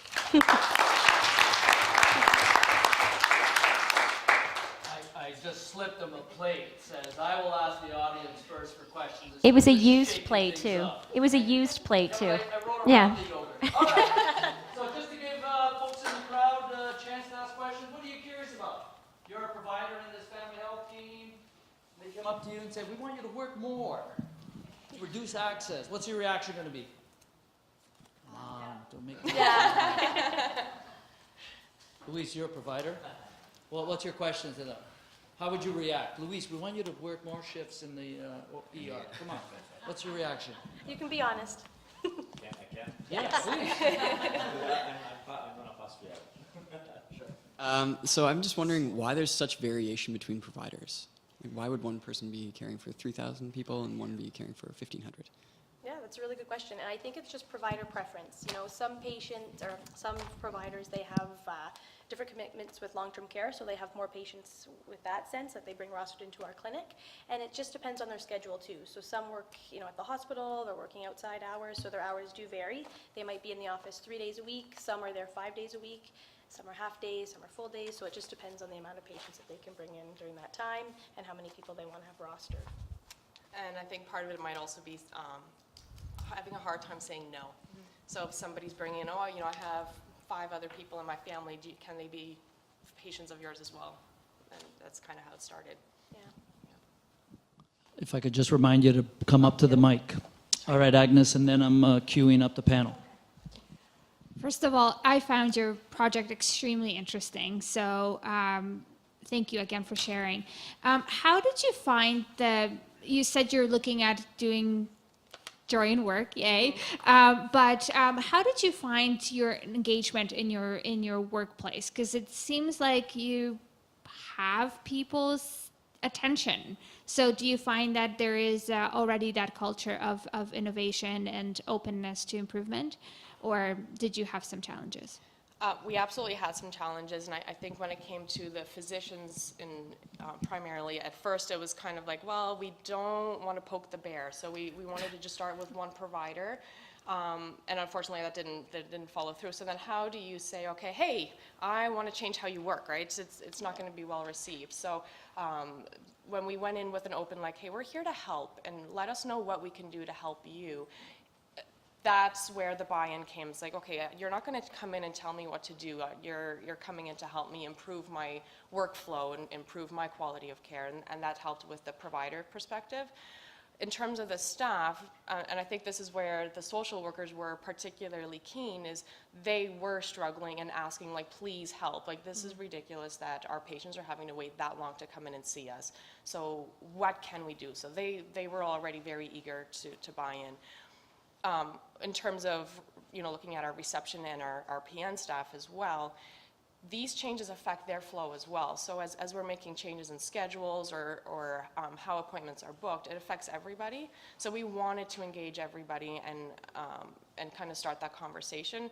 And I think one of the strengths that we have in our team is that open communication. So, having lunchroom conversations or trying to engage everybody as much as possible and getting feedback, that kind of just goes with the flow, I guess. We're lucky that way. It also helps that we don't have 90 locations. Yes. So being in one office area and having a couple satellites, it makes it much easier to communicate with everybody. Hi. Hello. Really interesting. Congratulations. I love your enthusiasm. I'm interested to carry on from where you were talking about the social workers. You talked about reducing it to 10 visits, 10 to 20 you said, but it was 10 in here. Mm-hmm. And I wondered how the social workers reacted to when they felt after 10 visits they were not ready to let these, or they didn't think the patient was ready. So how did you handle that? And did you talk to the patients about if this target was, one of your aims was patient-centered care, how did that impact by reducing social work visits? How did that impact your patient-centered care? No, absolutely. Those are wonderful questions. So when we look at the research that was surrounding, what's best practice when it comes to social work in primary care, the cognitive behavioral therapy came out as above all. And that is really the guidelines that was within that best practice. And we looked at other community agencies that were providing similar care, and they were already implementing that as well. So it almost felt like we were just catching up and following through. So getting the social worker buy-in wasn't that hard, and I think our social workers recognize that this is not sustainable. We can't keep seeing the same 20 patients for the next 20 years, knowing that there's 100 patients waiting. So that, in a sense, that was kind of an easy win. How did that affect the patients? We haven't done analysis on those patients per se, but we've asked the social workers, how are you finding it when you're telling patients, hey, you've been coming to see me for 8 years. We are changing our processes and I will no longer be able to continue seeing you after X number of visits. And I guess the feedback has been well received. I think part of it was when patients were coming in, it had turned into more of a therapeutic relationship of I'm just coming in to come and talk to you. There wasn't a skills learning anymore. It just ended up being I'm coming in to chat. And so CBT is really focused on you're coming in to learn skills to be able to function in society, and when you need additional help, that's when you come in to see the social worker. So it's never a closed door after those 10 visits.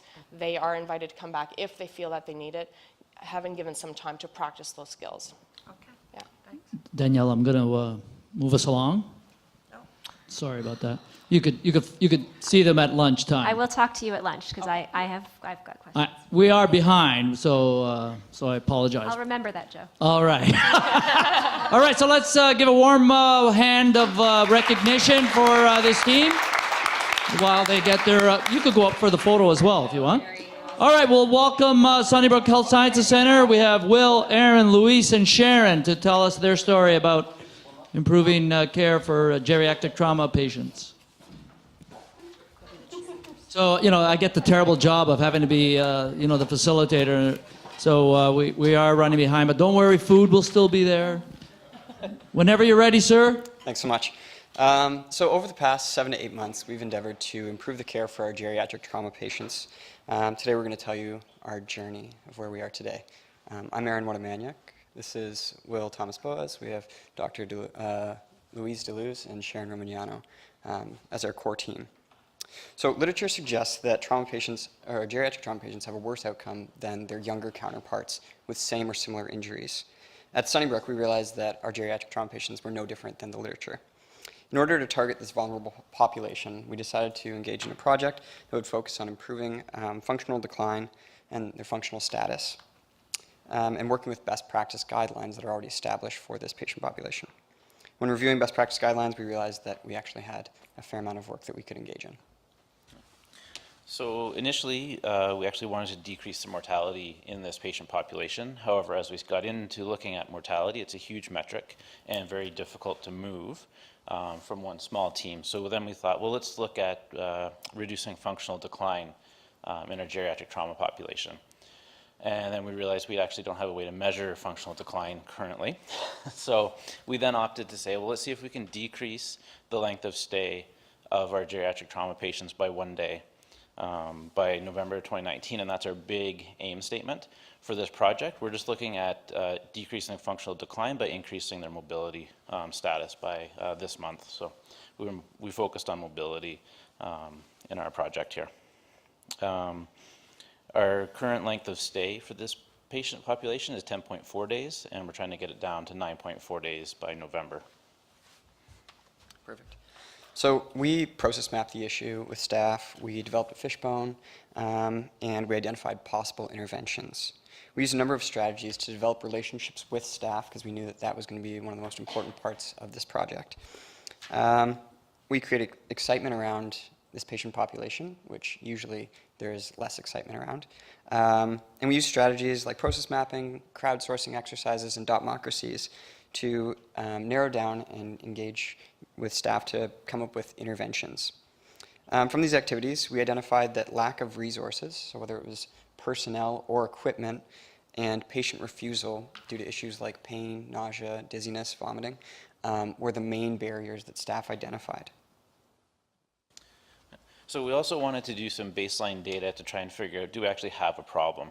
So we had a research assistant do a chart audit of 15 consecutive patient charts, and we actually discovered that the median time out of bed into a chair was 38 hours for these patients. And that time starts when the order is written in the chart that the patient can mobilize, not when the patient is first brought in to the emergency in the trauma room. So we do have quite a lengthy time frame there that we can work with. We also looked at, after 3 days, how often are these patients being mobilized, and our goal is 2 to 3 times per day for most of these patients, and some of them are still only getting up once a day. So we did have a lot of work to do, so we were kind of pleasantly surprised that we found this data, and we've got a goal to shoot for. And then we also looked at the previous year's entire cohort of patients who were over age 65, never intubated, to figure out what their actual length of stay was. That's where we got our 10.4 days from, was from the previous year, okay? So importantly, we wanted to involve staff every step of the way along this project. We knew that ideas needed to come from them in order for them to be taken up and actually to be acted upon in order to gain momentum. We were relatively successful engaging nursing staff, which was kind of interesting because a lot of times when you pull nursing staff off of the floor for meetings, it's hard to get them away. And usually allied health are a little bit easier because they don't have the same type of scheduled assignments.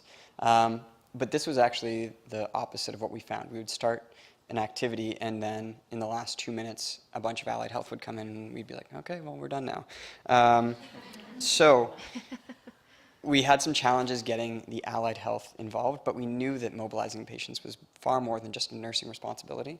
So this became something that we had to think about.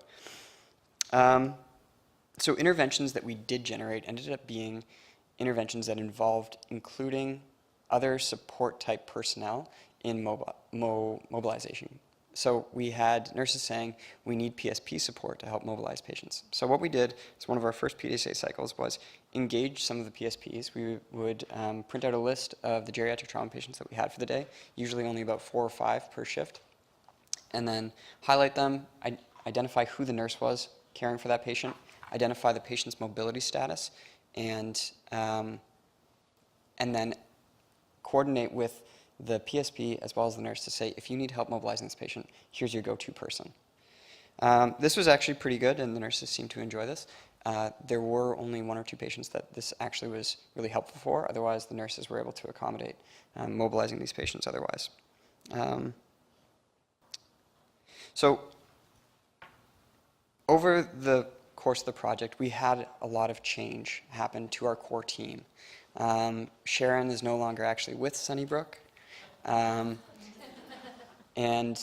I was working on the trauma ward, but I've now actually moved roles within the organization, but I'm no longer working in trauma. Because of this, Will and I actually went to the C5 team and said, here are the challenges, here's the information, what do you want to do about it? And we actually had a huge response, and people seemed engaged and excited and said, we want to continue this work regardless. So that was really good. So we've actually had frontline staff, including our team leader on the trauma ward, say, you know what, this is important, how can we support this work, and how can we continue to mobilize these patients? This is also part of a larger geriatric trauma initiative that we've now started within Sunnybrook, including some of our trauma staff, our residents who are actually really engaged as well. We have OT and PT support as well. So we're going to be working on this more, even though we've had lots of changes. So for our group, one of the biggest learnings that we've had through this ideas course is to not be afraid of failure.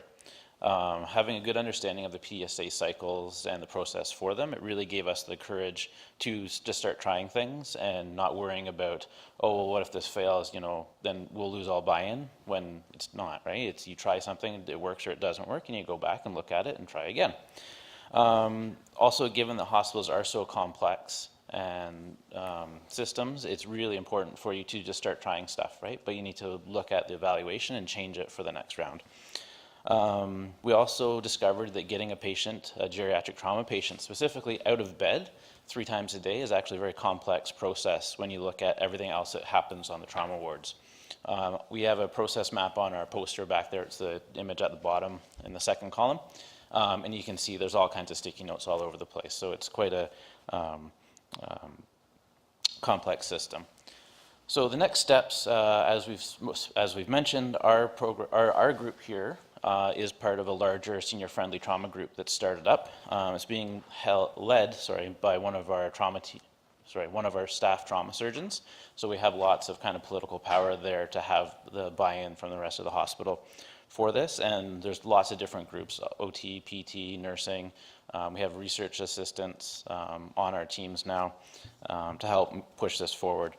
We also have planted the seed of mobility in the emergency department. So I work in emergency and trauma, and we had a little presentation come last week, and the nurses have really bought into wanting to start mobilizing the patients that are held for long periods of time in our department.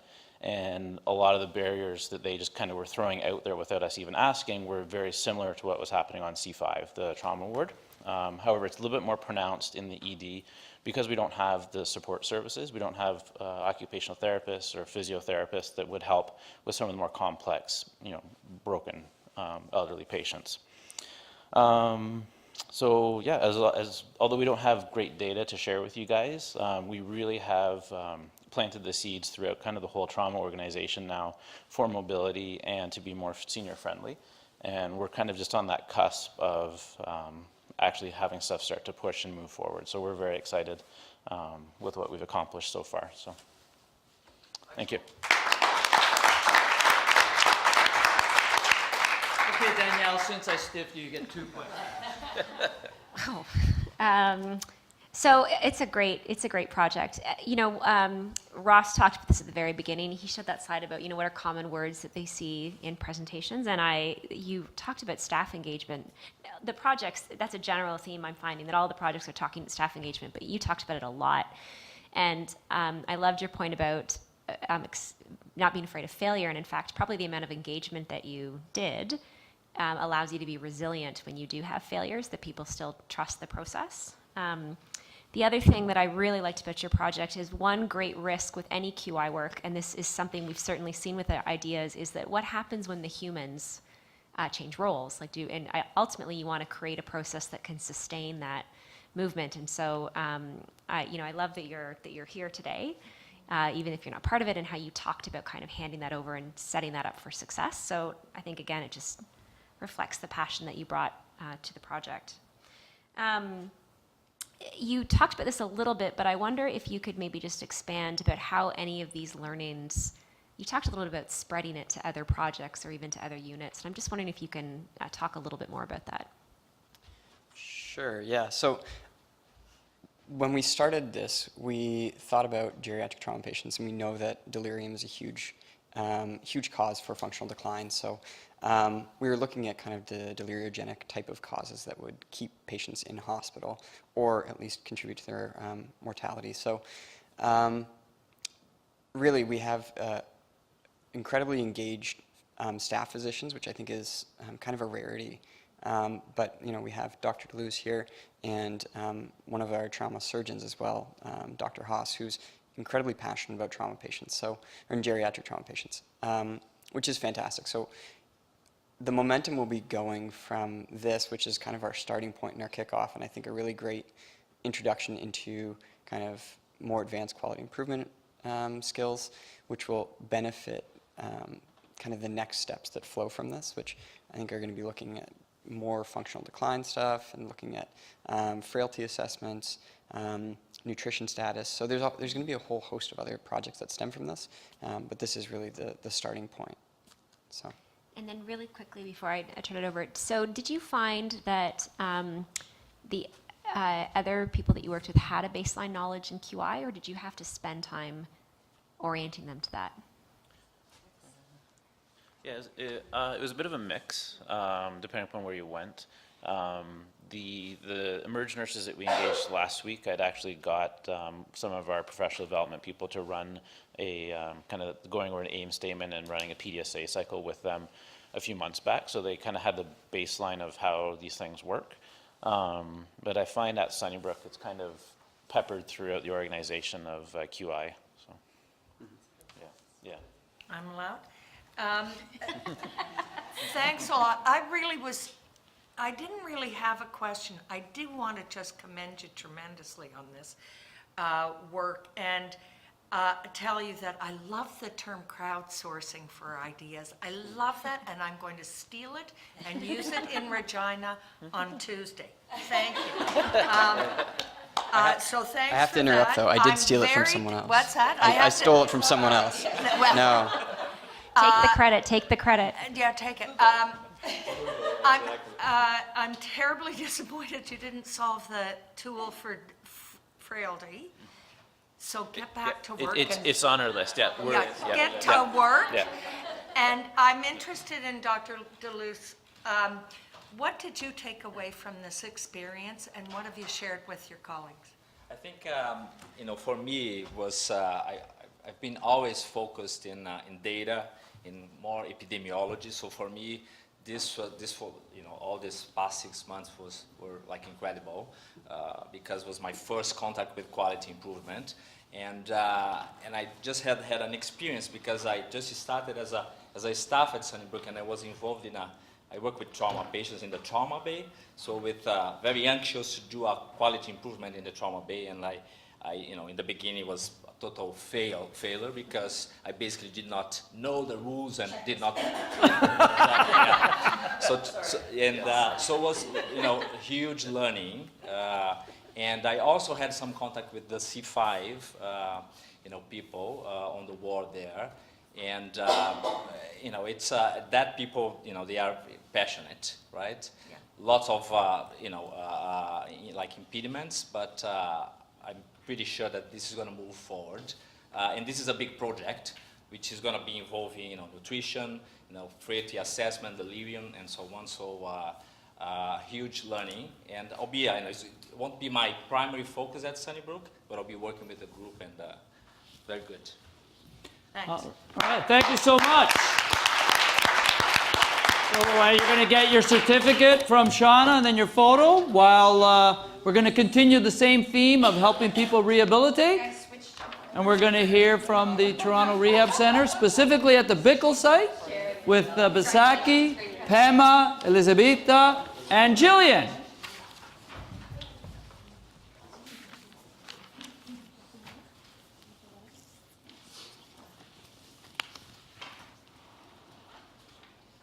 All right, so let's give a warm round of applause for our next team. Hello, everyone. We're from Toronto Rehab, the Bickle site. My name is Bisaki, and joining are my teammates, Jillian, our unit manager, Pema, our CCRS coordinator and our interim discharge coordinator, and Elzbieta, who's our admission coordinator. And also we have joining Paula, our actually executive sponsor, and our clinical director, who's here with us today. So we actually embarked on this QI project, really looking at creating and evaluating the individualized length of stay for our low tolerance, long duration rehab patients at Bickle site. And the reason we wanted to embark on this project is because before we started this project, every patient had a blanket 50-day length of stay. So it did not take into account of their age, their diagnosis, or functional status. So we thought there was an area where we can improve that and actually gear a length of stay that's specific to our patient population. And we also hope that in doing so, we're going to be able to communicate this length of stay within the first week of their admissions. And this will allow us to have a more of an upfront and earlier discussion with the team and with the patient and the family regarding discharge planning and challenges associated with discharge, like home modifications or equipment needs, especially for patients with a shorter length of stay. So what we did is actually we had used the length of stay that's used in our sister rehab site, which is at the University Center, and we use the geriatrics and the stroke rehab, their length of stay, and we kind of used that as a starting point. We realized, though, our patient population and our staff and resources are very different from our sister site. So we did use a bit of a number adjustment. So for example, at our sister site, the medically complex patient population have a length of stay of 23 days. So it's very challenging just to cut a 50-day length of stay to cut it all the way down to 23 days. It's just unrealistic. So we talked with our clinical director, and we also talked with the medical director, what would be a tentative a length of stay that we can set for our patients. We did a 50% inflation from the 23 days and landed that our medically complex patient population, let's try to aim for a 35-day length of stay. And also we predicted that with the short of length of stay, it will also improve one of our outcome measure, which is the FIM efficiency. And FIM efficiency is really looking at the functional measure of a patient at discharge minus what their functional measure with admission over their length of stay.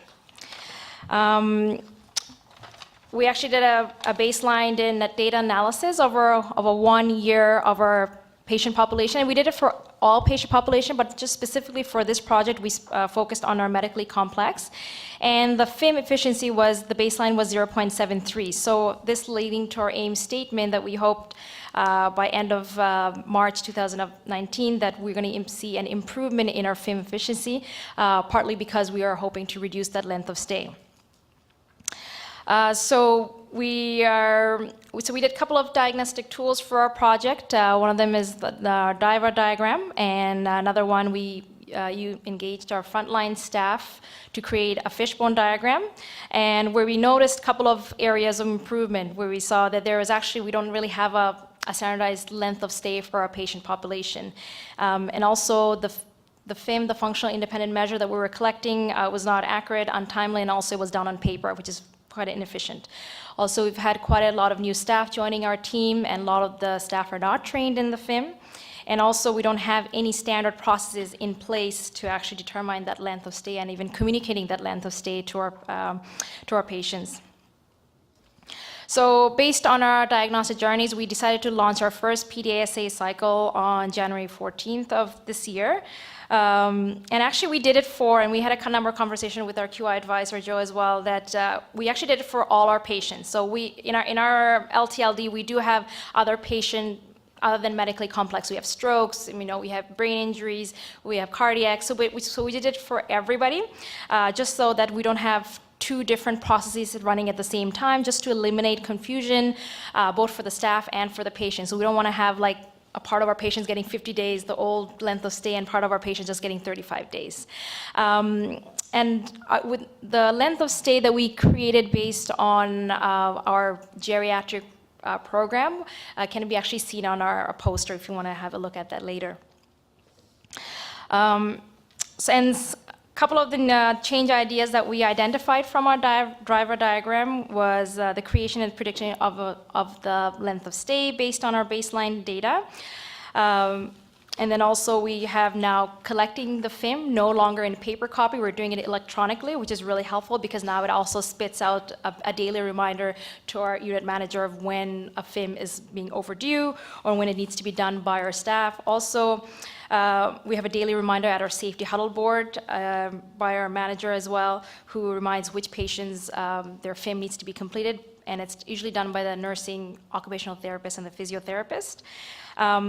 And also the length of stay is now being communicated by our discharge coordinator within the first week of their admission.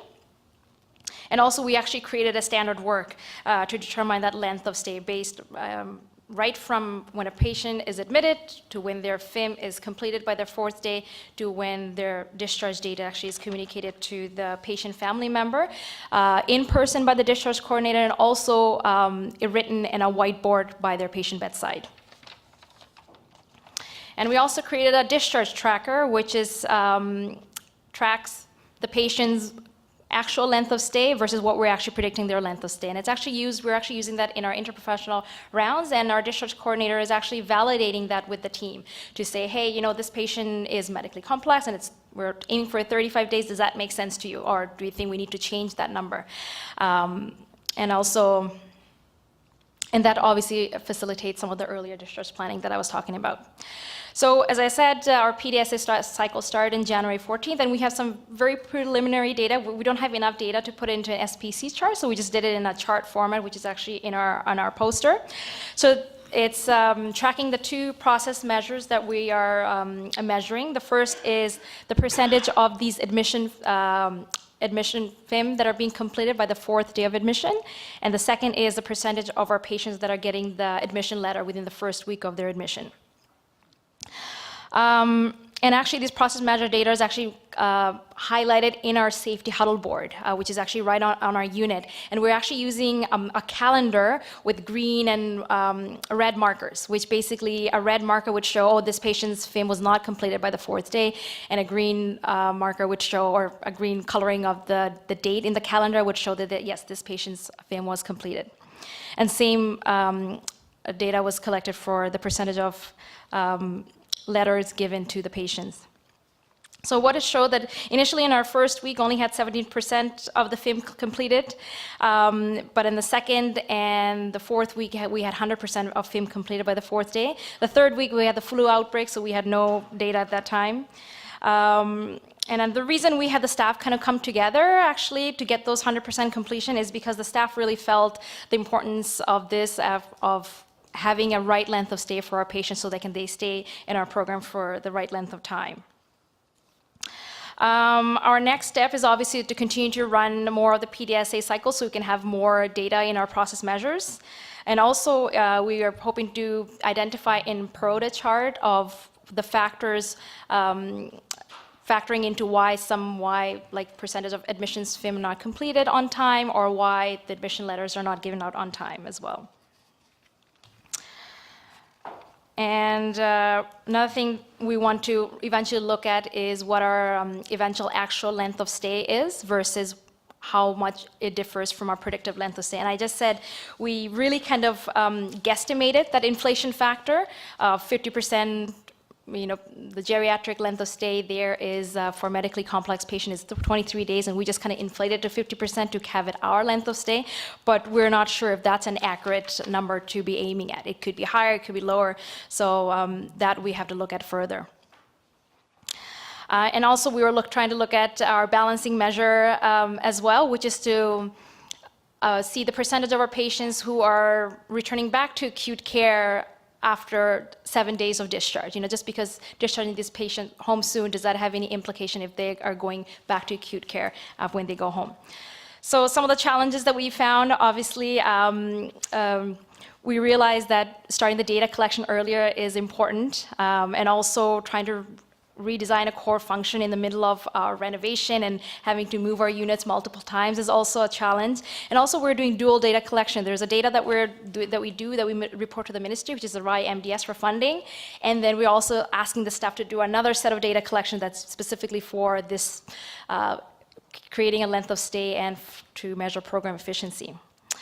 And for advice to anyone who is embarking on a QI journey is that I have to say data is powerful, and it tells a really powerful story in the processes and the gaps that we have in our processes. And also, I found that actually process measures are important, and I would say sometimes more valuable than the outcome measures, because then you get to actually see where the gaps are in your steps. Okay, and that's it. Thank you, Bisaki. Okay, Virginia, you want to go first? Oh, sure. Really interested in this because I spent 10 days in Toronto rehab after my little bike accident, and so this really resonated for me. But I want to really commend UHN for backfilling the staff so you could do this. It's the only way you can do this. So way to go. I want to know how you collected your balancing measure. I loved your balancing measure, but I don't want to know how you did that. And just to tell everybody, it was the percent of readmission to acute care or emergency within the UHN acute care sites within 7 days. Who gave you that data? So in fact, we have not yet collected that, but it is available, like our decision support is able to pull that. It would only be to UHN sites, which is a big limitation given our patient population. They may come from Toronto General, but generally those who come through Toronto General, they don't live in that geographical area. So we know that that's a big limitation, but we are able to look back and see what the baseline was, and then we can see if there's an increase, like a significant increase, then that would be a flag. Yeah. Thanks. I have one quick. Your process measures, I love process measures too, but you're talking about doing 100% of your FIM completion and your letters. Well, I think you should be showing your absolute numbers too, just so that you don't have like just one admission and you do it for that one admission and whoa, you're... So what would be your denominators for those? What's your admission rate? So that it obviously varies week to week, and as Bisaki said, we had 1 week, we had none because we were on outbreak, right? So things happen. And then of course we had quite an influx after that, and in fact our latest numbers don't look nearly as good, like the last couple weeks, because we had such an influx. So those are some variables, but I would say on average probably 7 per week. Ish, yeah. Thanks. Yeah. Yep. Look to Joe for permission. So again, a really, really great project. One of the things that I really liked about it is, and this has again been a bit of a theme with, I think, the projects, is that it sounds like you embedded parts of this work into a lot of other things. Like you talked about having to be part of the patient safety huddles. You talked about, I think, interprofessional rounds. And I think all of when you can kind of get those tentacles into other places, then it helps with sustainability after. Wondering if you had a comment about any kind of patient or caregiver response to the focus on discharge, the letters, anything along those lines? Sure. I think before this project, we probably talked, as a discharge coordinator, we probably talked to the patients towards the end of discharge. So now we're beginning the discharge planning in the first week and listen to their concerns and barriers and what we need to do in our end to prepare them to go home safely, as well as what they need to prepare mentally or in terms of equipment, whatever they needed, we address it much earlier than before. So that I think will help the family member and the team to kind of proceed with the discharge more smoothly than before we embarked on this journey. Yeah. Great. Time for one question from the field. Your neighbor was there, they got a letter that said 50 days. Your mother goes in and the letter says 35 days. You say, hey, where'd the 15 days go that I heard about? No reaction, no questions. Everybody's hungry. All right, so thank you so much to the Bickle side. All right, we heard, how many presentations? Six fantastic stories. We're going to break for lunch. Lunch is outside. You know the process. We'll come back at 1 o'clock to hear 2 more stories. And the wall's going to go up, so watch your back. The posters are here. If you're curious, take a look. If you didn't have a chance to ask a question, don't talk with your mouth full.